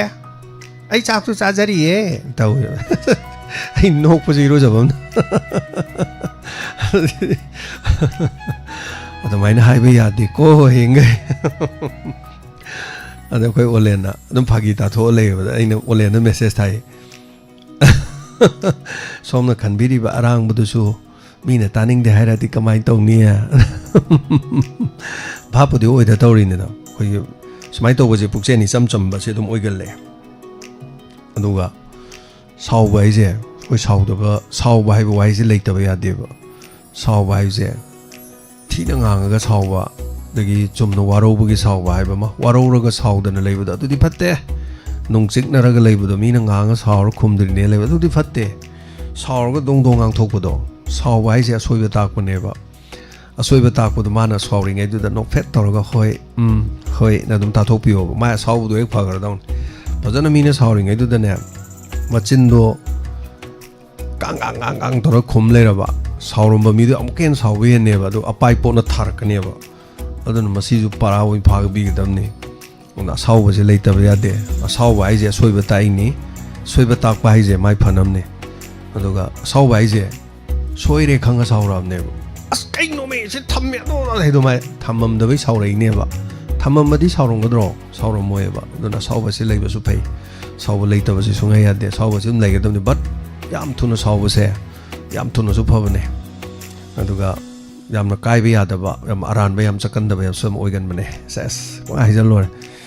thagachari matamdi kana sungai bide last call ngasi ge lokha chage hello hello taram no chari imani waswaji mangu bini mango bi kari wafam thamining ba imadi ta ba sunu hena nuai hrene tabiyo ima sum kari doruni so wa haninga le isagi mama singina complain mayam ne sa buna ko ngau dirbo kado bagi no ko ngau doi no ima na bora hori do ko ngau bro ngau de aduni samane ai ju bora ho bugo mane ai thagu ni se haye gi tangthara ma thi sa to sa silai na khanari yemi koi gi group ki oina yam pai ma gaji ma tawraga sigi tawraga dum chala se na haine ye digi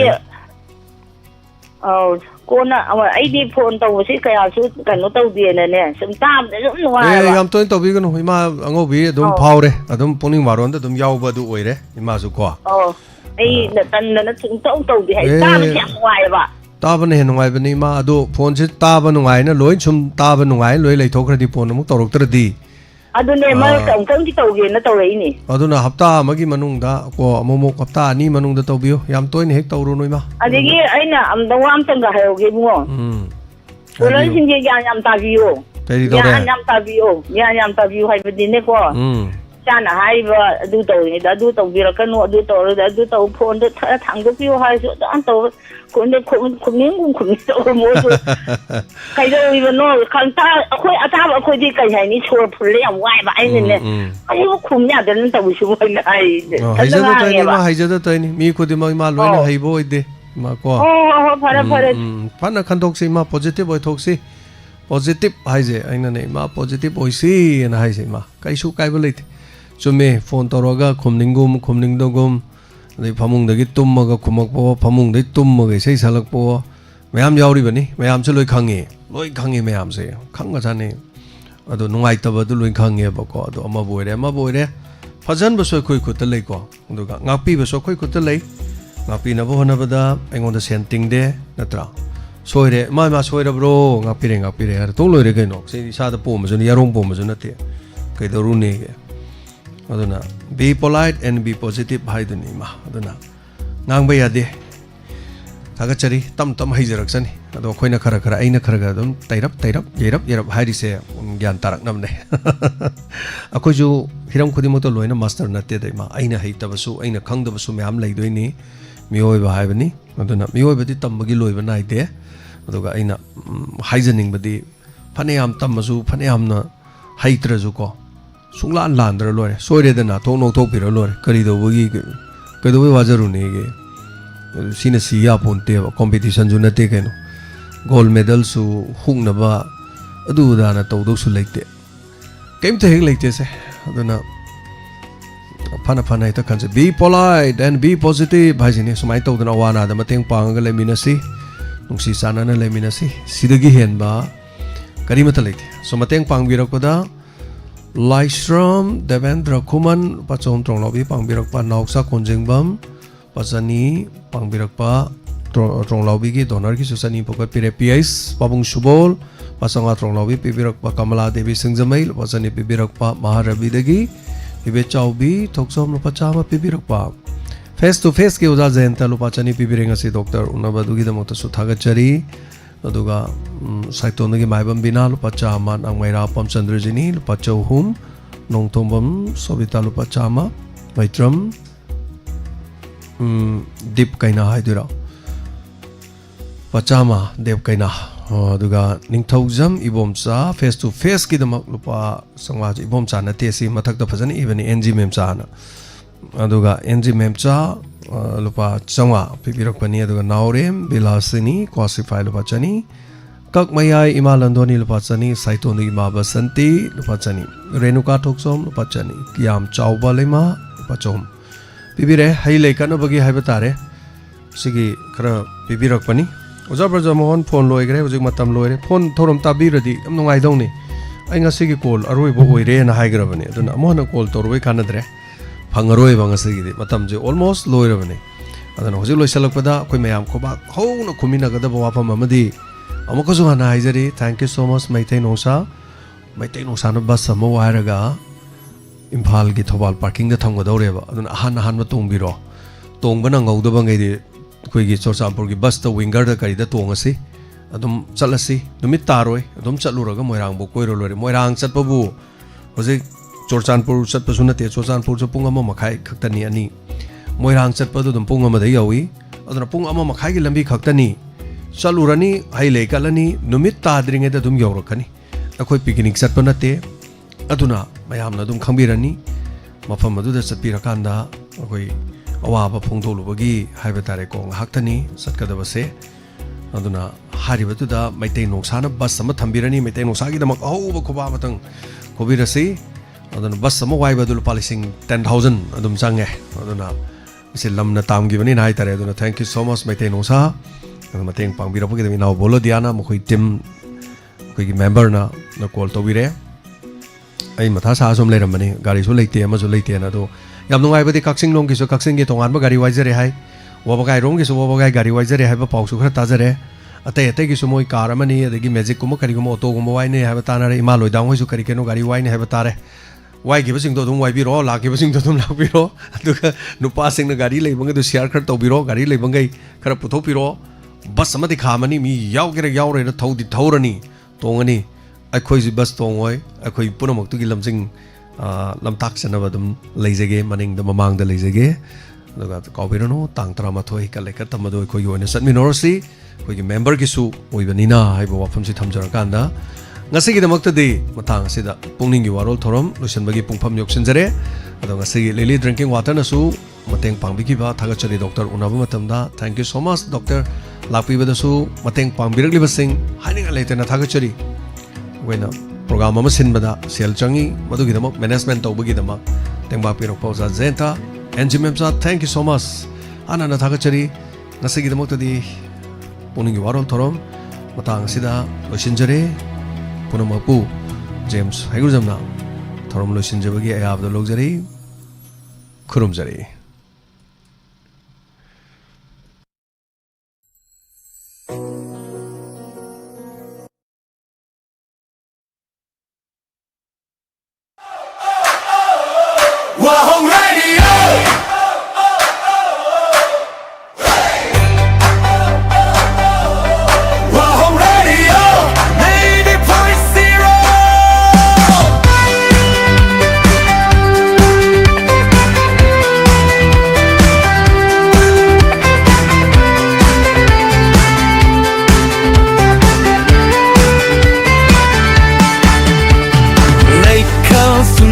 Shatlare kang luk kaya pun lare etin pamore pun namaki awanungai pota pamni leita laira kaida matawai singi lei koloni wa home radio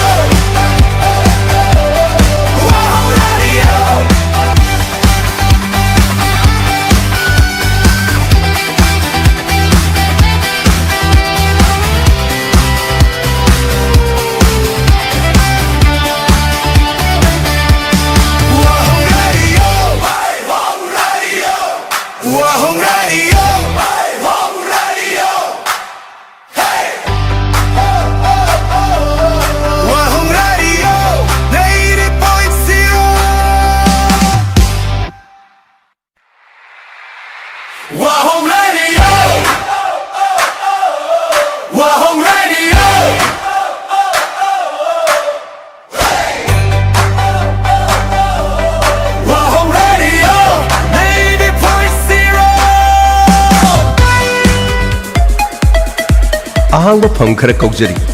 मताव line संग medicos Wangjing Lamding बाजार हैरोक लमखाई Thoubal पंजरीब मताव line संगी अवाट staff खरा कौजरी posting अदुदी अहानबदा staff nurse number of post अनि minimum qualification ANM अमदी GNM सैलरी नेगोशिएबल अनि सुबदा कंप्यूटर ऑपरेटर अनि minimum qualification class 12 salary negotiable हारिबा पोस्टिंग से पांबिब सिंगना qualification certificate Aadhaar card photo passport अनि अइब चेरोल ग लोइनना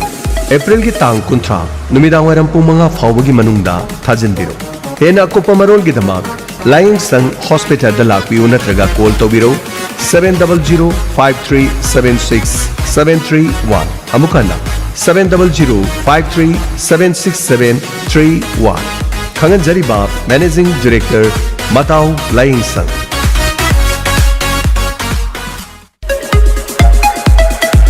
नुंगाइरबो पाउजेल असम डाउनटाउन यूनिवर्सिटी गुवाहाटी पंजरीबा असम डाउनटाउन यूनिवर्सिटी गुवाहाटी दा तोंगा तोंगा कोर्सिंग दा तंबिनिंग लबदी ngasi खुदोंग चाबसे लौबी कोर्सिंग अदुदी agricultural science and technology physiotherapy and rehabilitation engineering science nursing humanities and social science commerce and management pharmaceutical science computer technology paramedical science हारिबो कोर्सिंग असिगिदमा Manipur office admission office of Assam Downtown University Babupara बोसेम लेरक इम्फाल अकोपा मरोल गिदमा 9612709509 लोइनना 8575326215 खुदोंग चाबा खर पंजरबदा 95 PC की मथकता लेबसिंग 100% स्कॉलरशिप ऑन सेमेस्टर फी 90% की मथकता लेबसिंगना 50% स्कॉलरशिप ऑन सेमेस्टर फी 80% की मथकता लेबसिंग 25% स्कॉलरशिप ऑन सेमेस्टर फी लोइनना एजुकेशन के लोन खुदोंग चाबा पिजरी स्पोर्ट्स की ओइना 25% scholarship on semester fees district level लोइनना state level की ओइना 50% scholarship 100% scholarship on semester fees national and international state board लोइनना CBSE अकुपा मरोल गिदमक ngasi तानबी NG Joychandra Memorial Institute Lamding Wangji मफम असिदा diploma in nursery teachers training की खुदोंचाब लेजरी लोइनना diploma in pre primary teachers training हारिबसी की खुदोंचाब पिजरी स्पोकन इंग्लिश की खुदोंचाब पिजरी लोइनना मफम असिदा कंप्यूटर की तोंगा तोंगा कोर्सिंग की खुदोंचाब पिजरी कोर्सिंग अदुदी BCC basic computer course 2 months CCC course on computer concept 3 months DCA 3 months DCA 6 months लोइनना मफम असिदा तोंगा तोंगा कंप्यूटर की अतै कोर्सिंग की सु खुदोंचाब पिजरी कोर्सिंग असिबु याउबिरिब सिंगदा 30% की डिस्काउंट सु पिजरी NG Joychandra Memorial Institute asi ITCT Learning System Private Limited and ISO certified company under the Ministry of Corporate Affairs Government of India की मखादा हांगजबा इंस्टीट्यूट अमनी लोइनना पंजरीब तोंगा तोंबा कोर्सिंग asi लांगलिबा मेगी तांग तरेट इंग्लिश सिंगनी कुनग तरुक्तगी हौजरगनी पांबिब सिंगना थुबु मतमदा लेंगसिन बिरक्तुना पाउ फावबियु अमदी उनबियु तानबियु NG Joychandra Memorial Institute Lamding Wangji अकोपा मरोल गिदमा कॉल तोबियु 8014051972 लोइनना 7629007128 लमदिंग गांगोम लेकाय निया लमदिंग लाइको admission open Mata Education Institute Khangabok बाजार की तोंगान तोंगान ब कोर्सिंग की अनौब बैच की फॉर्म था बहुजरे कोर्सिंग अदुदी था तरुक की DCA अमदी था अहुंगी CCC था अहुंगी SSC GD था अहुंगी स्पोकन इंग्लिश अमसुंग pre primary rhymes teachers training असिन चिंगुनी कोर्स खुदिंगी ओइना अहान बलाकप महिरोई मंगा दा 20% की डिस्काउंट पिजगनी करिगुंबा महिरोई सिंगना कोर्स अमदगी हेन याउबिरगदी मदुगिसु अहेन ब डिस्काउंट पिजगनी कोर्सिंग असी एक्सपीरियंस लेरब ओजा सिंगना ताकपी तंबिगनी हाइरिब कोर्सिंग असी लाखलिब मेगी तांग तरेट याइफरब सगोलसेल नुमित्तगी हौजगनी